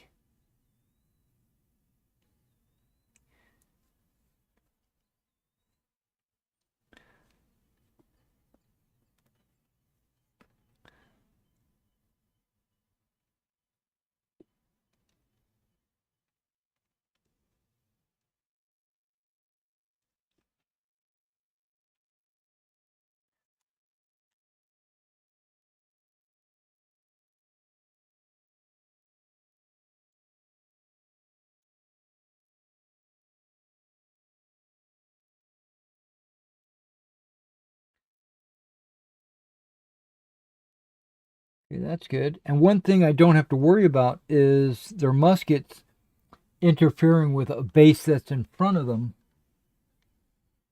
because it doesn't overhang. Maybe a little, but not, because they're raised, it's pretty much out of the way.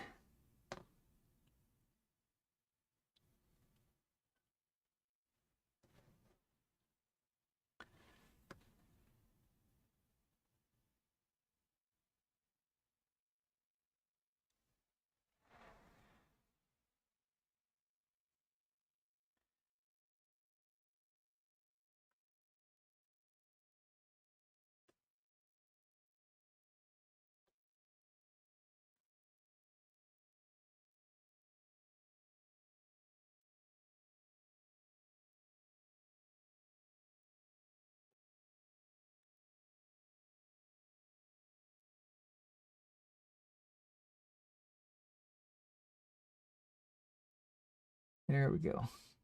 Push them a little forward. Spread them out on the base a little bit.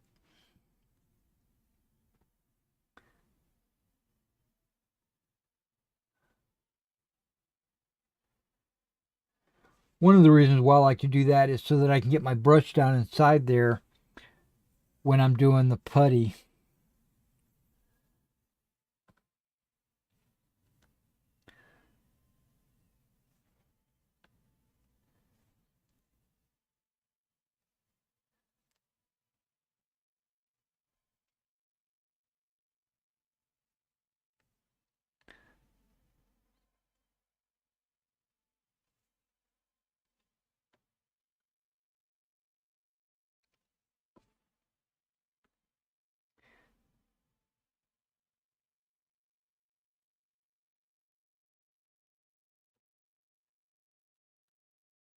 Oh, that looks really good. Okay. Looks good. Looks good. They all look good. Okay. So that took me 30 minutes. Right? 20 to 50? Yeah, it took me 30 minutes. Which, this would be a normal time.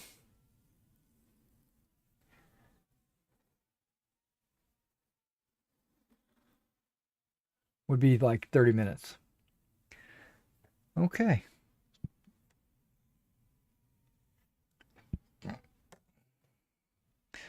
Take a short breather. Just to relax just a second. Stretch out my back.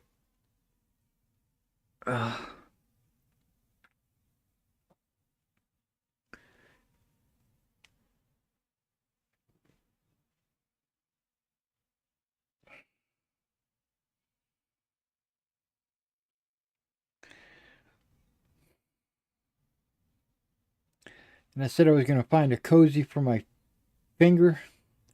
I don't know if I've got any ones that are like really long like that.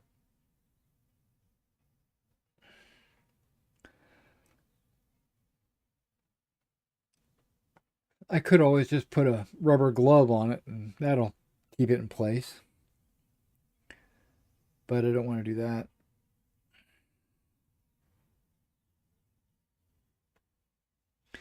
Oh, got a second shot. What do we got? We got Jonathan saying, afternoon, mystery. Hey, afternoon to you too. Thanks for jumping in and hanging out with us for a while. I'm rebasing Napoleonics figures. If you haven't already seen, I've already done 4 battalions of French, and I've already applied a mud texture paste to their bases. Now all I got to do is put some grass on there to lighten the mood, to get it a little bit greener, you know, because that's too dark and dreary. And I've done, there's 2 guards battalions, so you can't see. There's 2 guards battalions that I redid.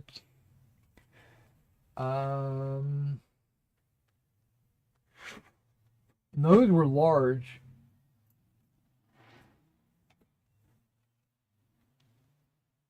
And these are 2 more guard battalions and a Brunswick battalion. This Brunswick battalion I used in my video where I tested the strength of the glues. So you can go check that out. I did a know-it-all video where I tried out different glues to see which ones would stick best. Dry fastest and stick, maybe not stick the best, but dry the fastest, and prep for painting and all that. Or not for painting, but for flocking and stuff like that. This should be the first. Yep, it's the first of the 72nd. The other half of this regiment. Just making sure I got all the right bases. Okay, now in this initial basing style that I was doing, that I've decided to move away from, I was basing them 24 figures, 4 figures a base, so it wound up being 6 bases, which is a good sized battalion, right? That's a reasonably sized battalion. But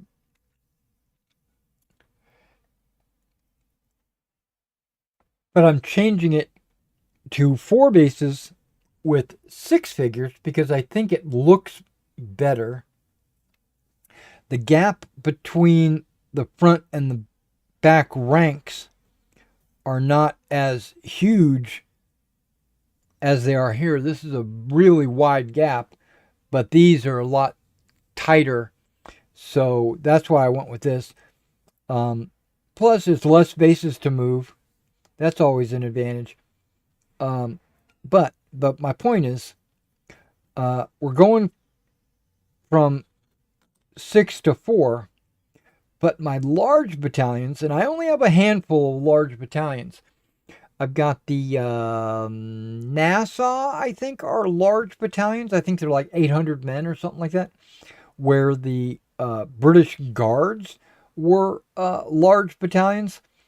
But my large battalions, I had only... Okay, just throw figures around. I only did 8 bases, right? So that would have been a large battalion in my old concept, my old scheme. But in the new scheme, I'm also adding 2 bases. So instead of 4, it winds up being 6. And the problem with that is, and here comes the kicker, how many figures... Oh, yeah, I think I might have to grab a Monster and start drinking on that. Because I'm not drinking coffee. I had this decaf tea this morning, and I got this John's. 8 bases of 4 is only what, 32? Math right? Yeah, it's 32. But 6 bases of 6 is 36. So when I take my large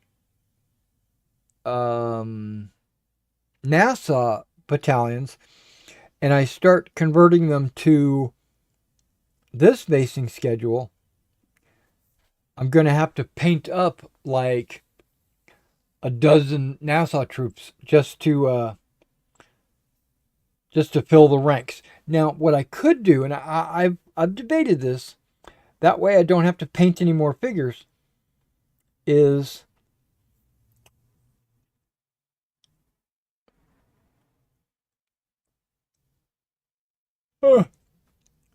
put 5 figures on a couple of the bases. Uh, uh, I guess 4 out of the 6 bases will have just 5 figures. I don't think I want to do that because then it won't look right. It won't look like every other battalion.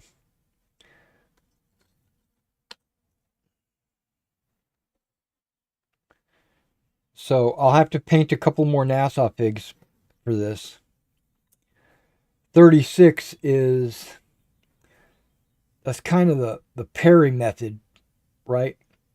6 bases of 6 figures each.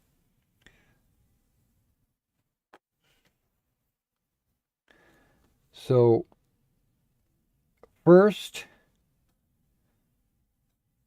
72nd,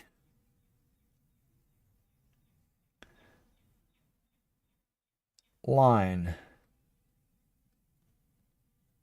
And again, I don't really have to say line. I can just leave that blank like I did on these. It just say first to the 72nd.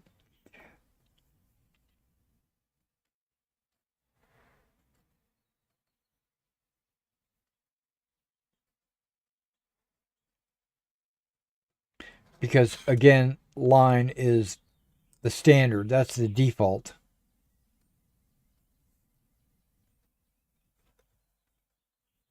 I could put first to the 72nd Regiment.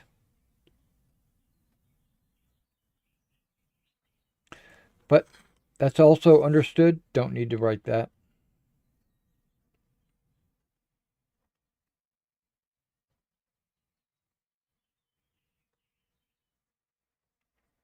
And because this is the 1st Battalion,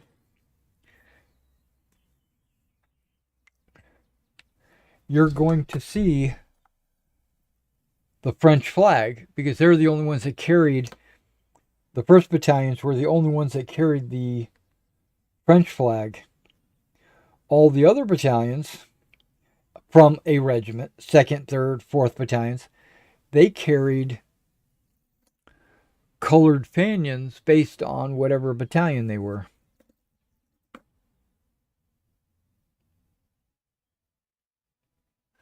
Something's not right. These guys don't have a standard.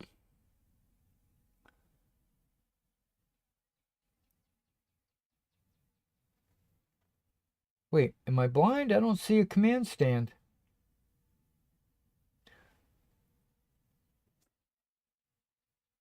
Second of the 4th. Second of the 4th. It's not a large battalion, is it? Second of the 4th. Here's Grenadiers. Second of the 4th. Second of the 4th. They don't have a standard. I must not have given them one. There's a guy right here who looks like he's in charge. There's no drummers. There's no standard. There's nothing. That's odd. I don't know what I was thinking when I did them. Because I like putting a flag on every unit mainly just because now I could take this figure and put him over there just to give him... No. I'll leave it the way it is. But this is like the 3rd Battalion, right? Yeah, this is 3rd Battalion. I would have thought that would be the battalion that I didn't give a flag to. Huh. Odd.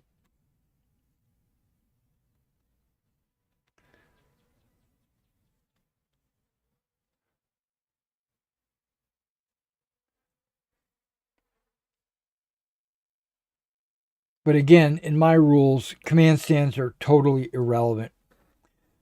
I just did it for aesthetics, just for the looks. Oh, I need to change my glass so I can see what I'm doing. I was realizing I can't see what I'm doing.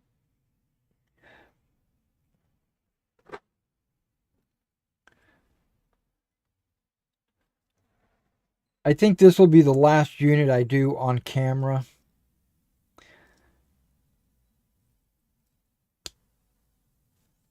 I want to work a little bit on my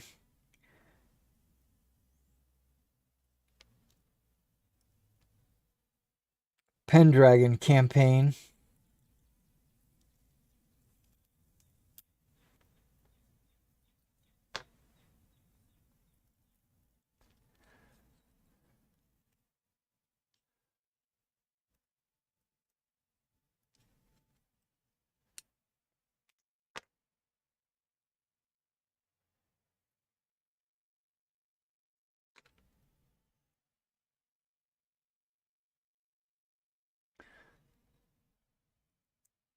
But I can work on that later. I don't know. Because like I said, I want to make sure I get at least 4 units done every day. It's just a personal motivational goal for me. And I don't mean done. I just mean glued onto their new bases. That doesn't count the flocking and the mud and all that.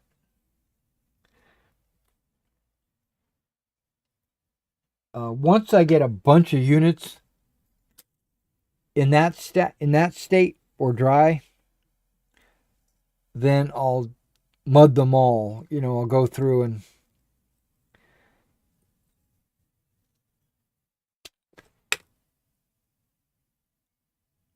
okay, you son of a bitch, where'd you go? It sounded like you fell into the garbage can that I keep between my legs to catch all the excess flock.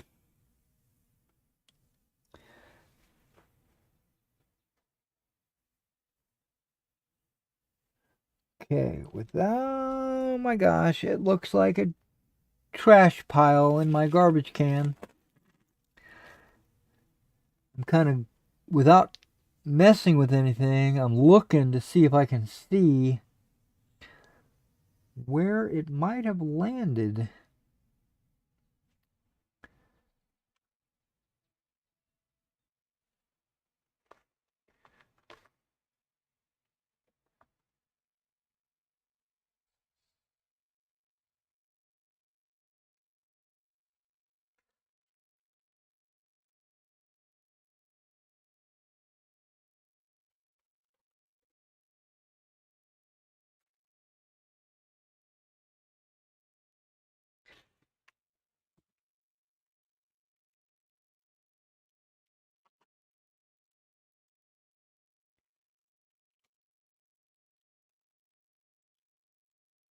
He could be anywhere.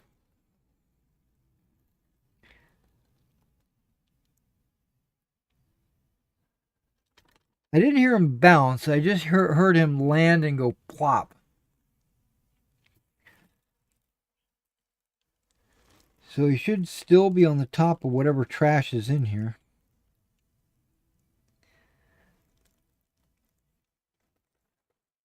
I hope.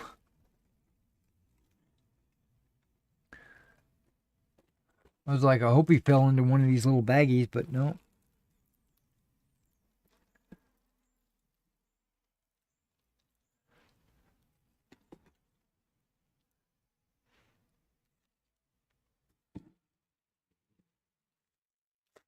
Oh, wait. I see him.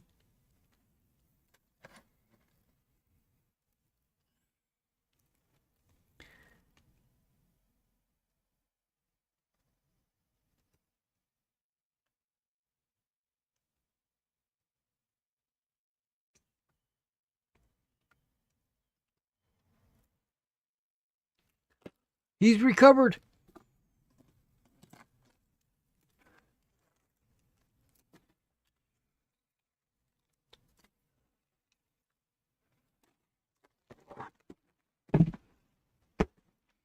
Yeah, I keep this garbage can between my legs so that when I'm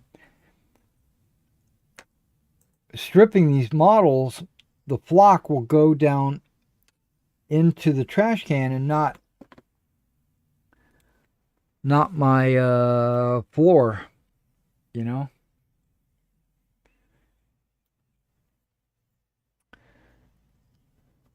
That was a little bit of excitement there.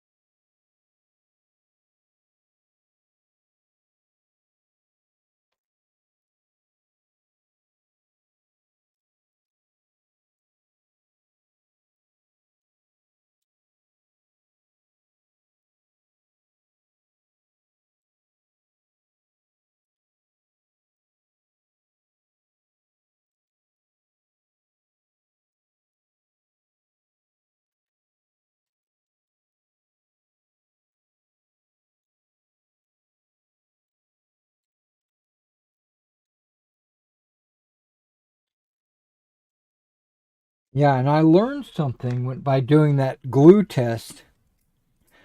I wouldn't have done it if I wasn't trying to learn something. And some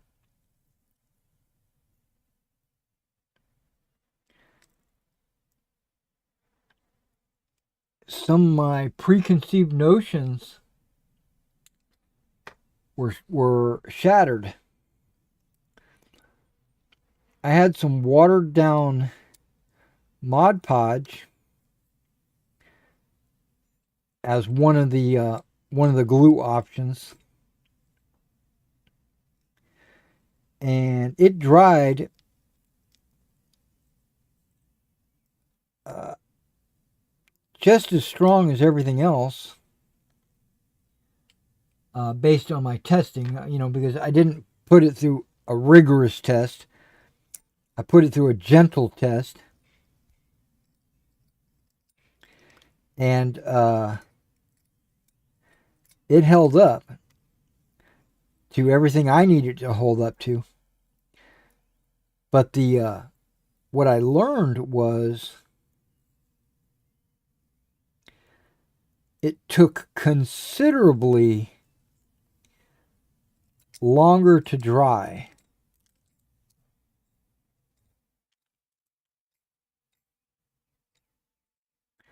Considerably longer, like 5x longer. Um, Aliens dried the fastest, with Mod Podge a close second. And then PVA, Straight Elmer's, was a distant third. But then the 50-50 Mod Podge and water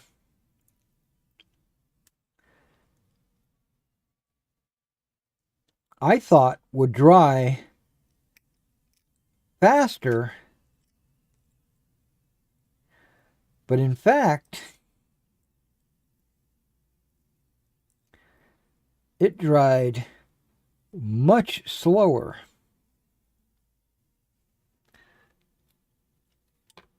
With Alien's Tacky Glue drying to the touch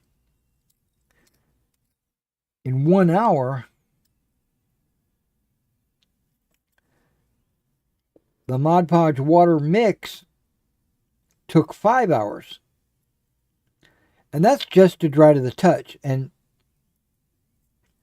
dry to the touch means to me that I can pick the base up and the figures will still stay in place, even if the glue is not fully dry.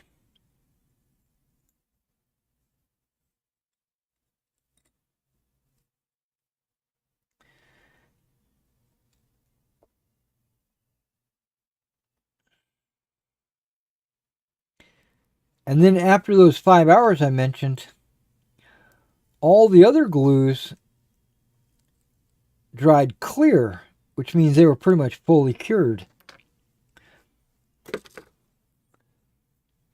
But the 50% mix was still white, or had white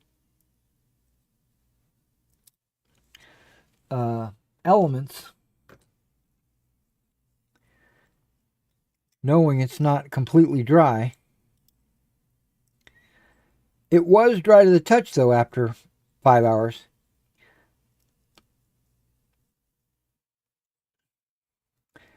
And then I let it dry overnight.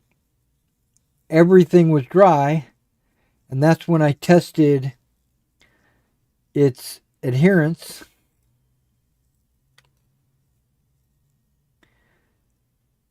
And they all held up.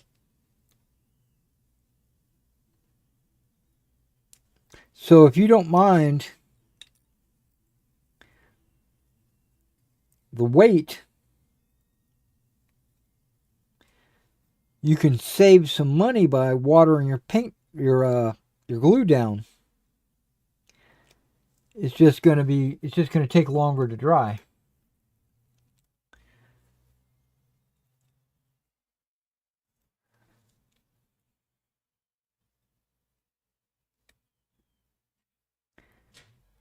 Yeah, so you can make your glue go twice as far. I hear the mail person going by. And this 1 o'clock, that's about when they normally go by. Not 10 o'clock.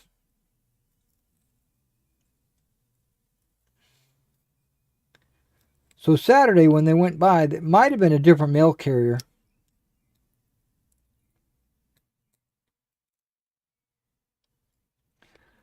Because I've noticed that they rotate sometimes.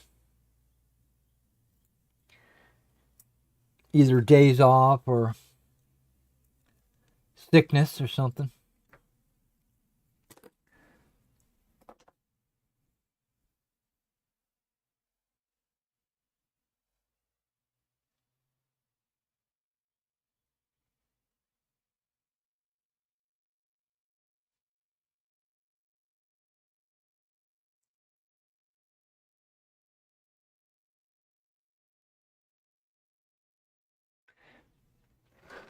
Yep, so that was about 15 minutes.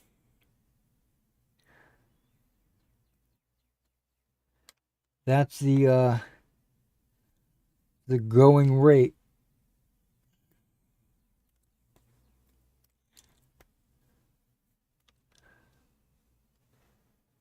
on the guys that are standing up.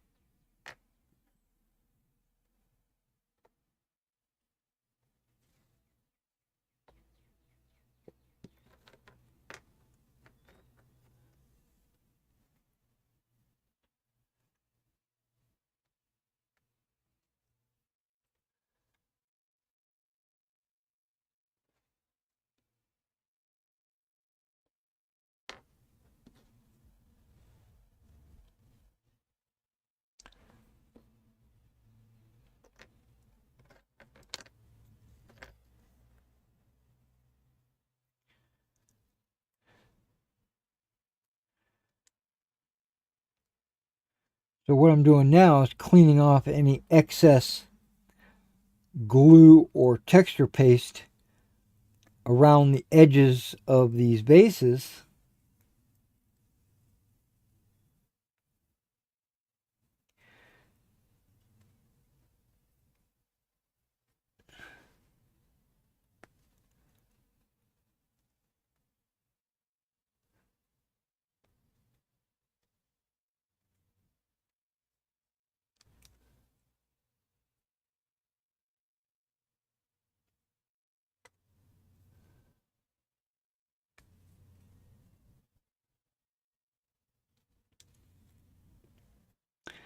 Yeah, there's two things I really want to do in my or for my Pendragon campaign.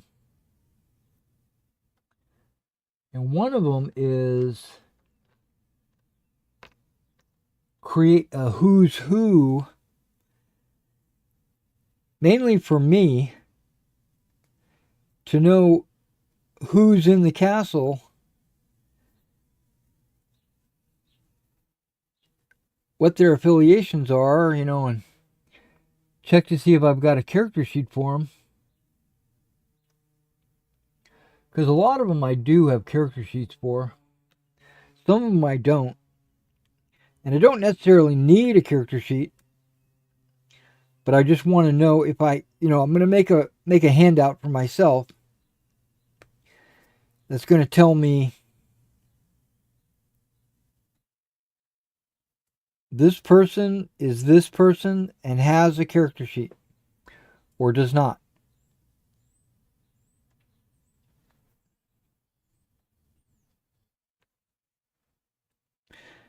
That way, when the players are interacting with people in the castle, I can accurately portray them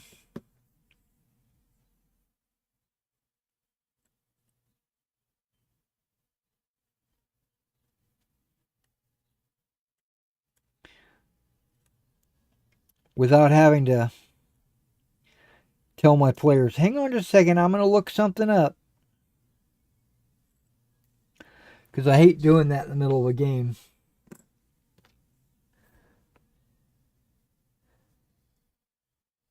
I will be looking stuff up, but it'll go straight to that handout.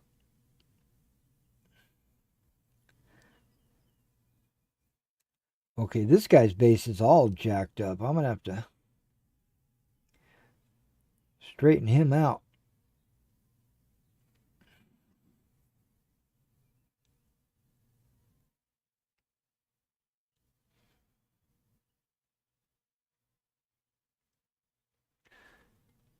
Yeah, there we go.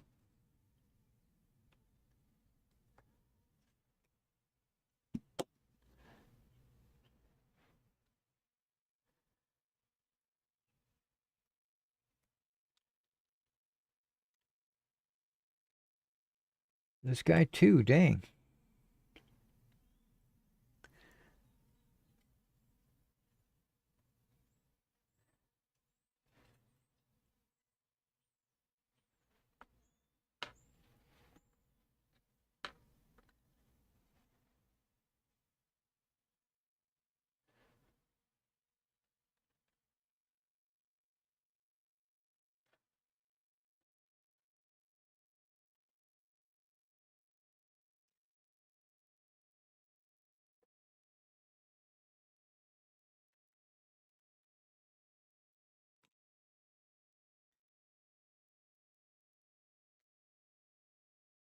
Also, there's a timeline of events that took place in the history.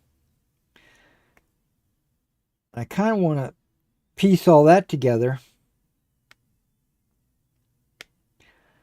so that if they ask,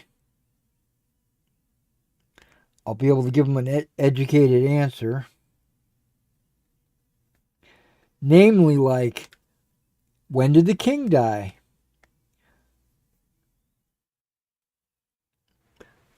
When, how old is the Sir Robert?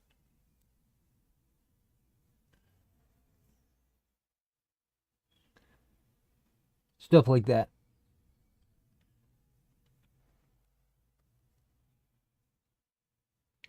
And then finally, there's a third thing I need to do. Geography. I need to look at the land to see where this castle is, what the neighboring towns are, and stuff like that. I have a pretty good idea where everything takes place already, but I want to lock it in. I want to make sure.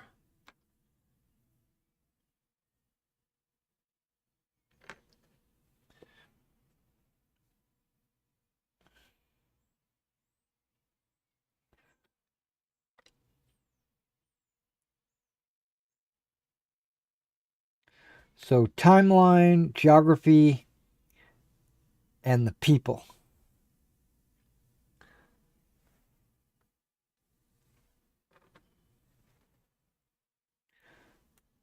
I got time to do it. It doesn't have to be done like today.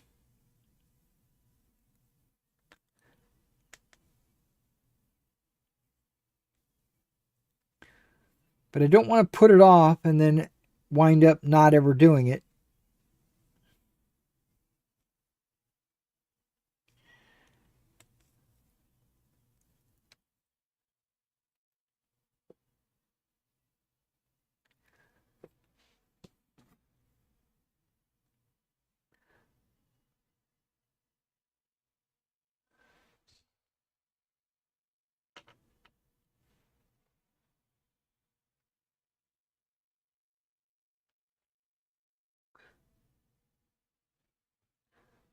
Okay, he's blue. Okay.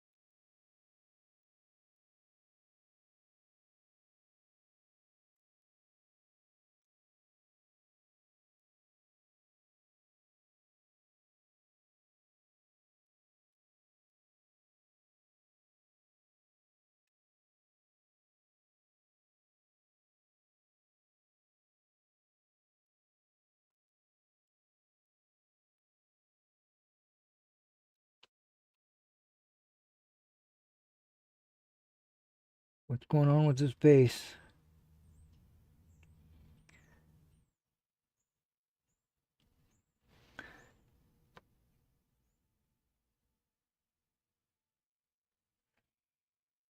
It looks flat, but it's acting like it's not.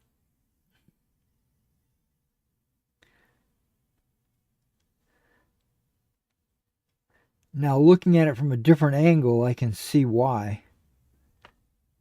There we go.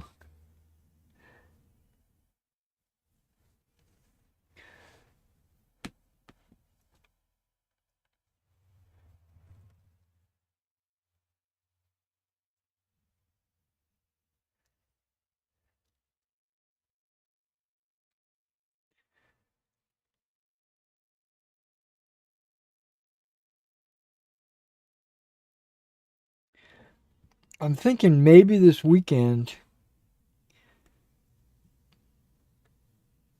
or I should say, the next time my wife goes to an SCA event, which I think is this weekend, um,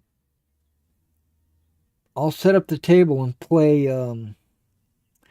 Freeman's Farm.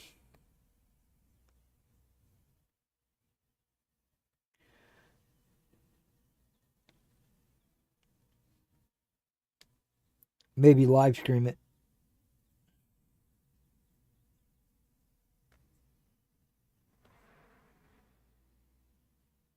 Definitely at least record it.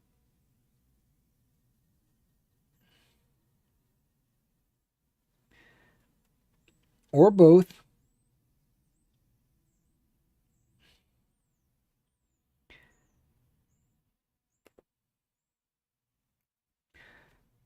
And then I can edit it and upload it.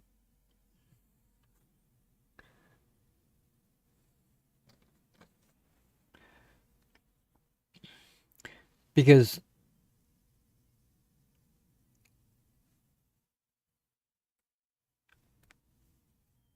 running it and live streaming it will cause it to be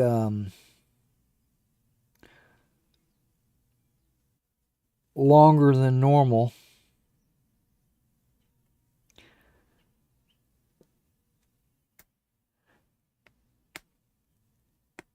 Because you're not only just playing, you're also talking and explaining.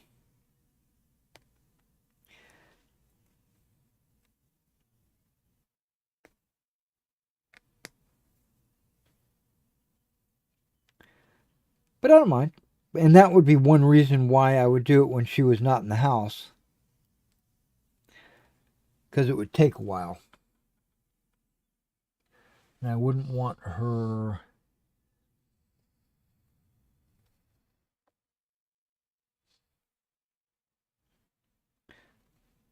interfering with the game.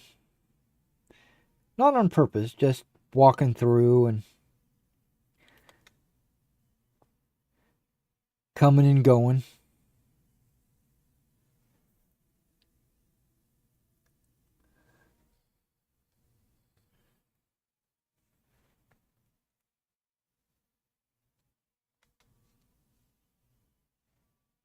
Yeah, this base is all jacked up.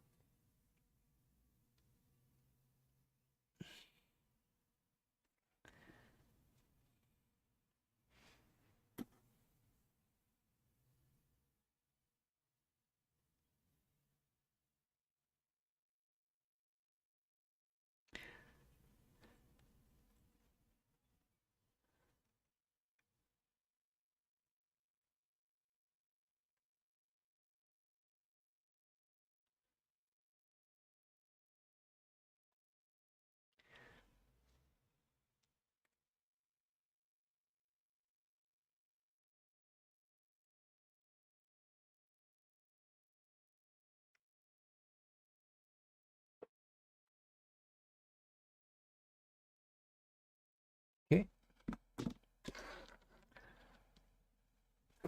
No, damn. I just threw that drummer in the trash. Okay, but I have a pretty good idea where he went.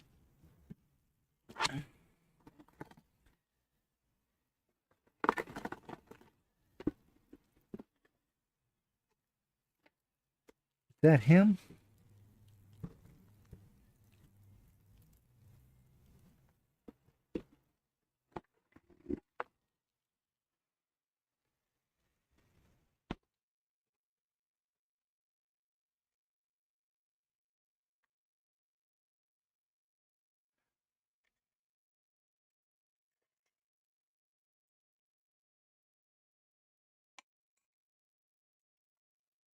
Yep. It's not the drummer, it's the officer.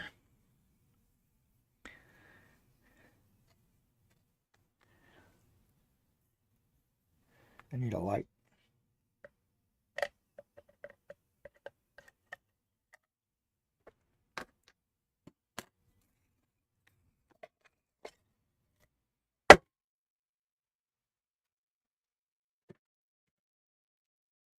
Yep, I'm still putting the trash can between my legs. I don't care. I don't want all that flock falling on my floor.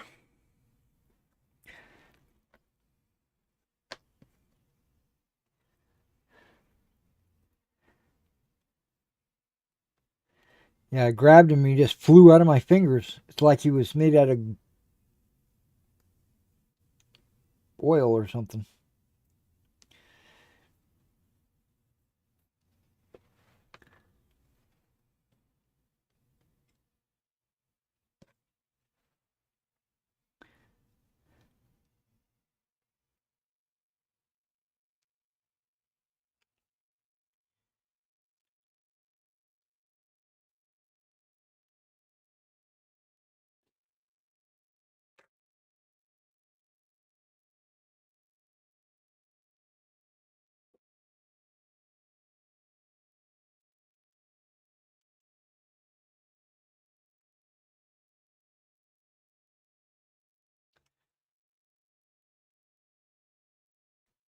Sounds like my boy might be home.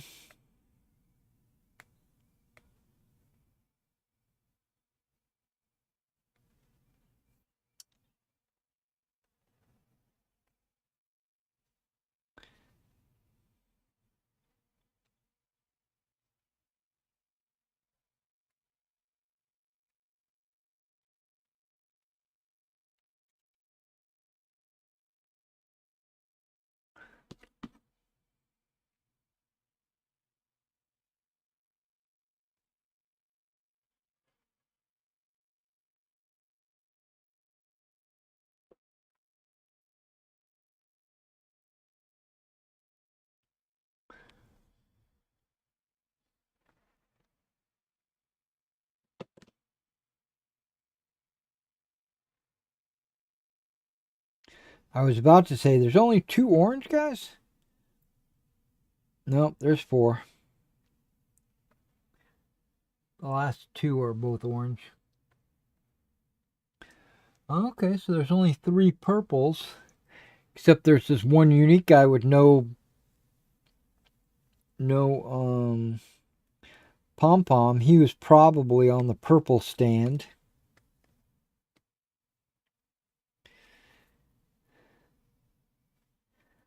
But he doesn't have to be there now.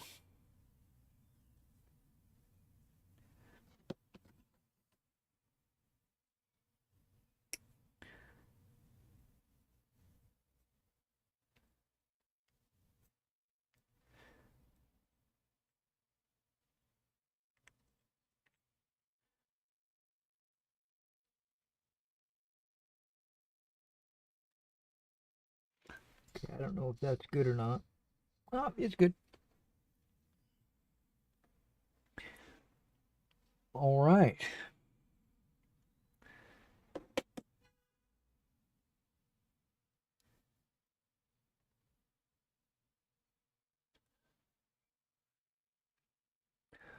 Let's do a little dusting here.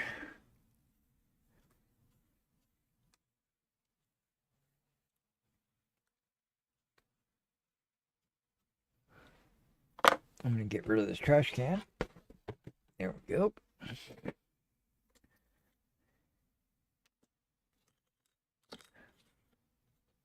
1/72. Okay, we're going to do the old tack-eye glue, which I don't really need to. I could use any other PVA.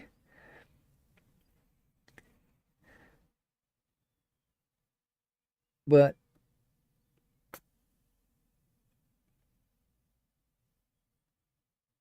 I've got it right here, and I'm using it.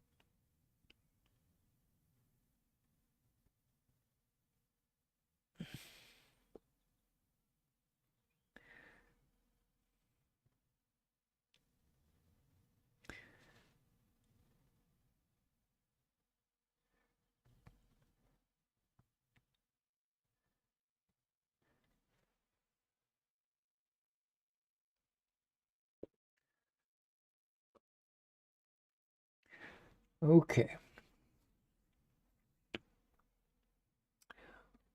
One of these grenadiers looks like he's given orders. I put him on the far end on the right side.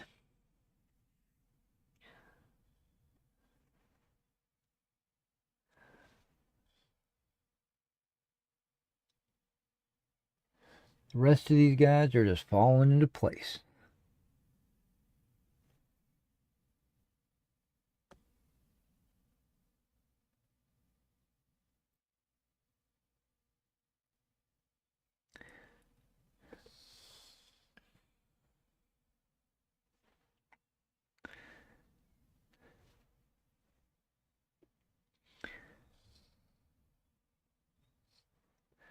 And this time there's only 4 grenadiers.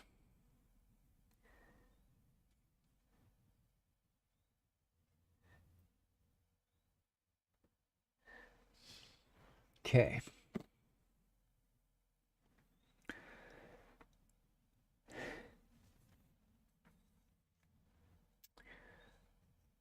And I'm gonna go blue in the front rank.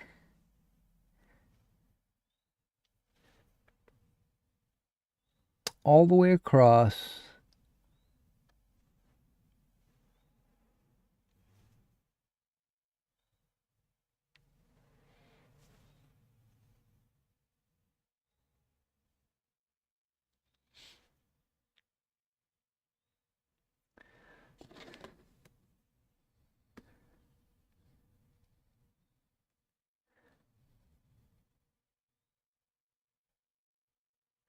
This guy's in the right spot, but just the way he's standing made him look like he wasn't.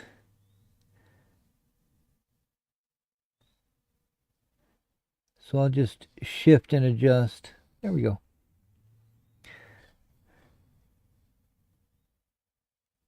Yeah, and that looks good over there.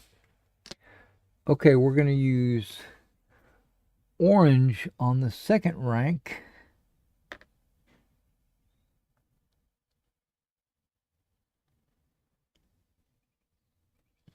Second company.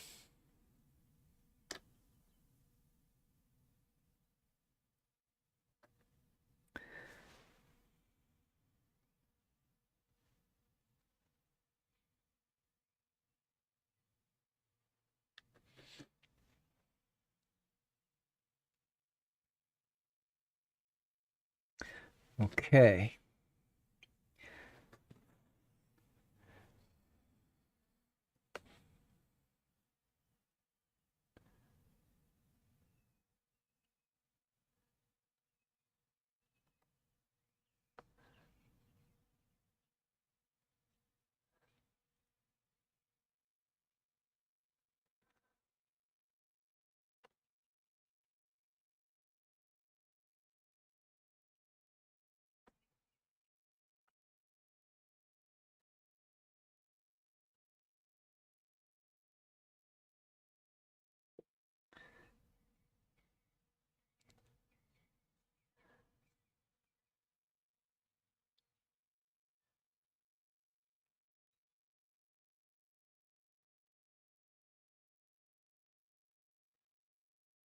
Okay, that looks good.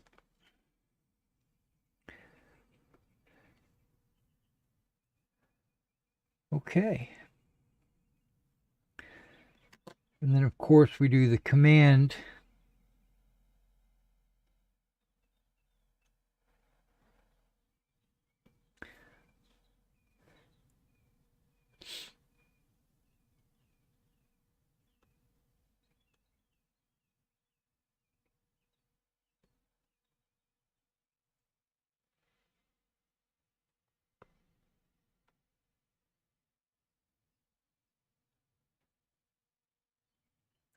And I'm organizing these pretty much the same way on every one of my French battalions. Flag on the right, officer right in the middle, drummer beside him,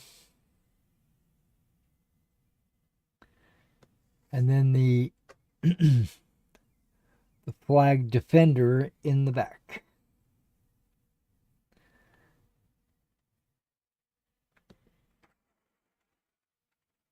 Oh, hey, how was work today? Pretty busy today. Oh, really? Yeah.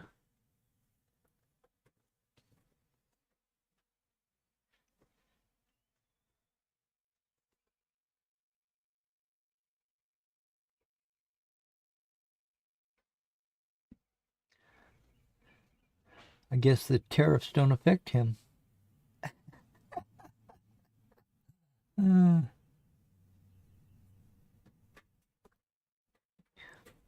or they do in a positive way.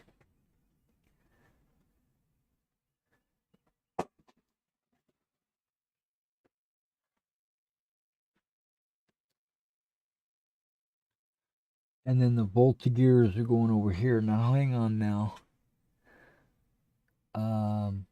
3, 4. If I put 2 there, I could put 2 there, and then I could do the voltigears like that. So I think that's what I'm going to do. Well, let me rephrase that. I know that's what I'm going to do.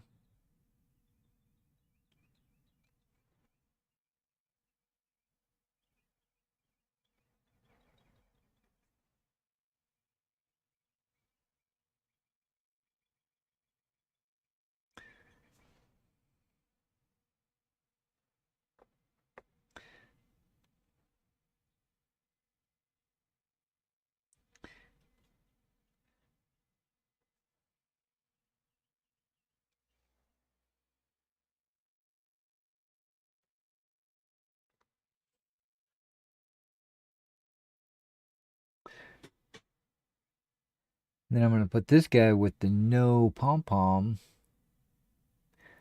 behind the officer. And then I can put 3 purples right there.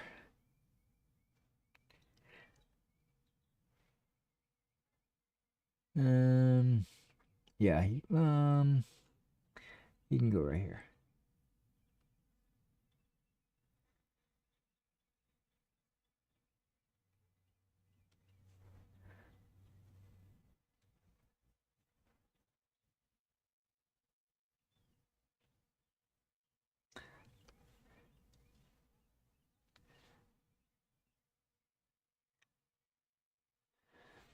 Okay, so now we need to fiddle around.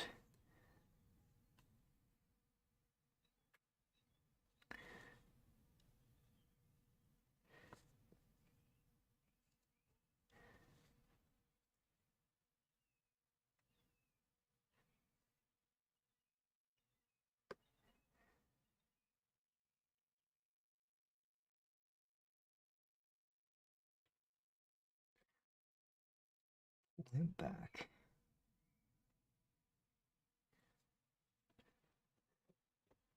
That looks good.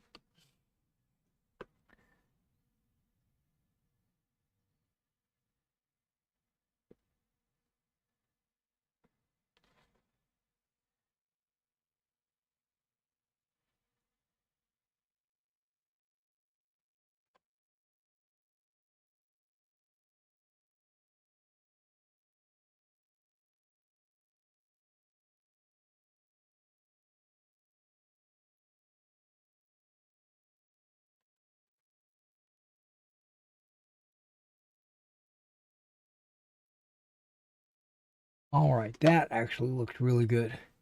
There we go. That was about 45 minutes with two figures falling into the drink and having to recover them. I would say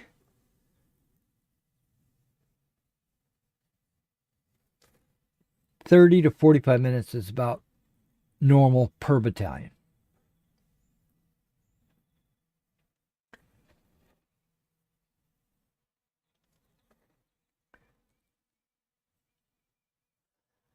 Okay, so we got our 3 battalions done. And the video has I mean, my live stream has gone quite a long time. So what we're going to do is we're just going to end the live stream. I'm going to work a little bit off camera on my Pendragon stuff. Jonathan says they look good, mate. How did the play test go with Mason? Oh, you're talking about the solo adventure? It went really good. It was very verbose. It's very the solo adventure was very book like you're reading a chapter in a book per thing. In an actual game, I would probably never give that much exposition. Because, I'm just not that eloquent. But also, they used a lot of words that I had no idea what they were. Old English words, Roman words that I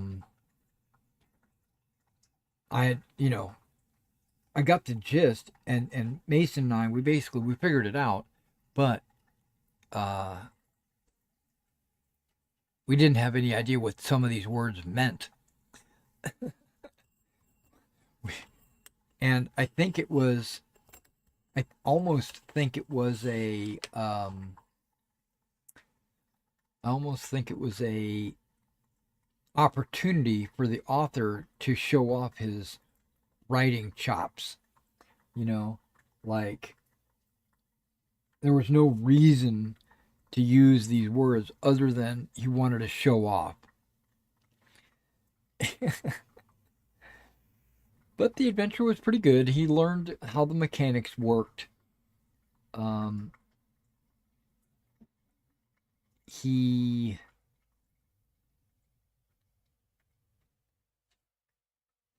only got into trouble like twice.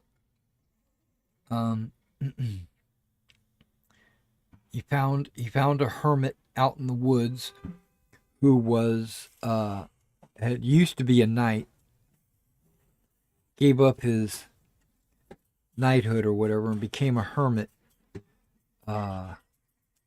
basically reflecting on his life or whatever. And he was a Christian. He went hunting for a boar. Never found the boar. Found the hermit's lodge is what he found. The rest of the group found the boar and they recovered it. There was a feast.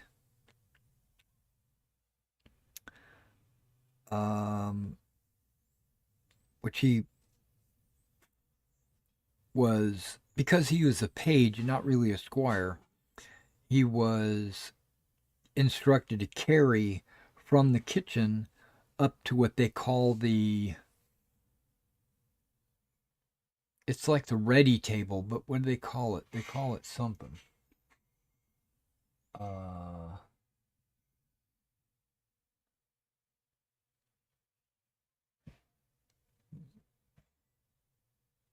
It's like a prep table. You carry it from the kitchen to the prep table. One of the knights is working the prep table, and he basically makes sure like all the beans go on the plates. He makes sure all the meat goes on the plates, and then he gets the serving girls to to deliver the food to the feasters. Well, Mason's character was instructed to work in the kitchen, and so he went down to the kitchen and was carrying a platter of boar's meat up to the prep table, and one of the options was to take a bite of the boar, because by the time the feast is over, there might not be any boar left, or if there is, it's going to be cold, and you're only going to get scraps. So he said, do you want to take a bite now, or do you want to pass?"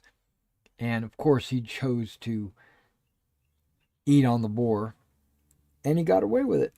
He almost stumbled while eating and carrying, but he didn't. His dex was good enough that he did not stumble. He eavesdropped on one of the feast goers. They found out that Sir Kay was going to be knighted before the grand tourney at the New Year's. So that was some knowledge that he picked up. But it was basically a good little adventure. It took 3 hours to do the adventure. It's 135 pages, but you only hit about half of those. So you hit about 70 pages or so, 60 pages, because of your choices and the way it works and the way it wiggles through. But with each page being a huge diatribe, it was like, it took a long time. And I read pretty much everything, and he rolled and made decisions, and yeah, it was a good time. Do I think it needs to be done ever again? No. Looking back on it, I'm like,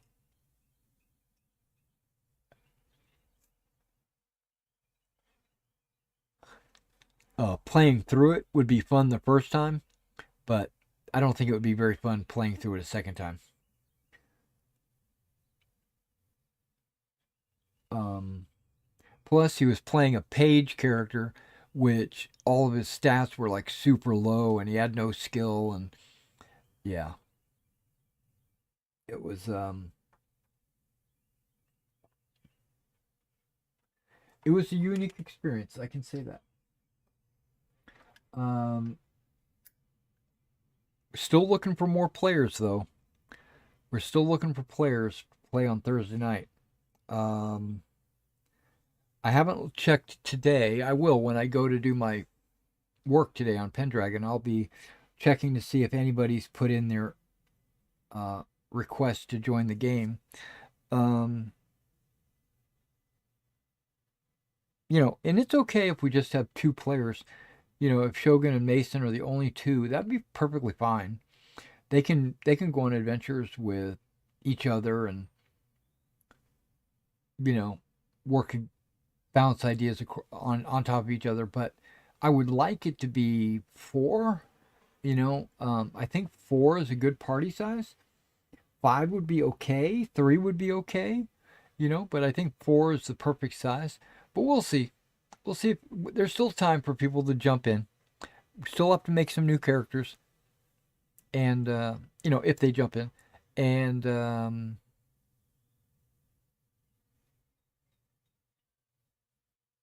Pendragon.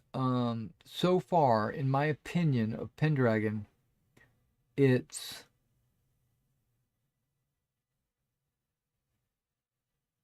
it's a different type of fantasy role playing game.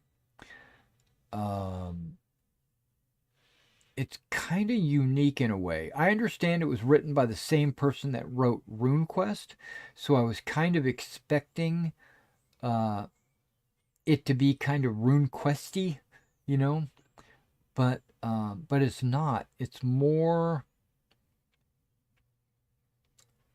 cerebral, if that's where I want to go with it.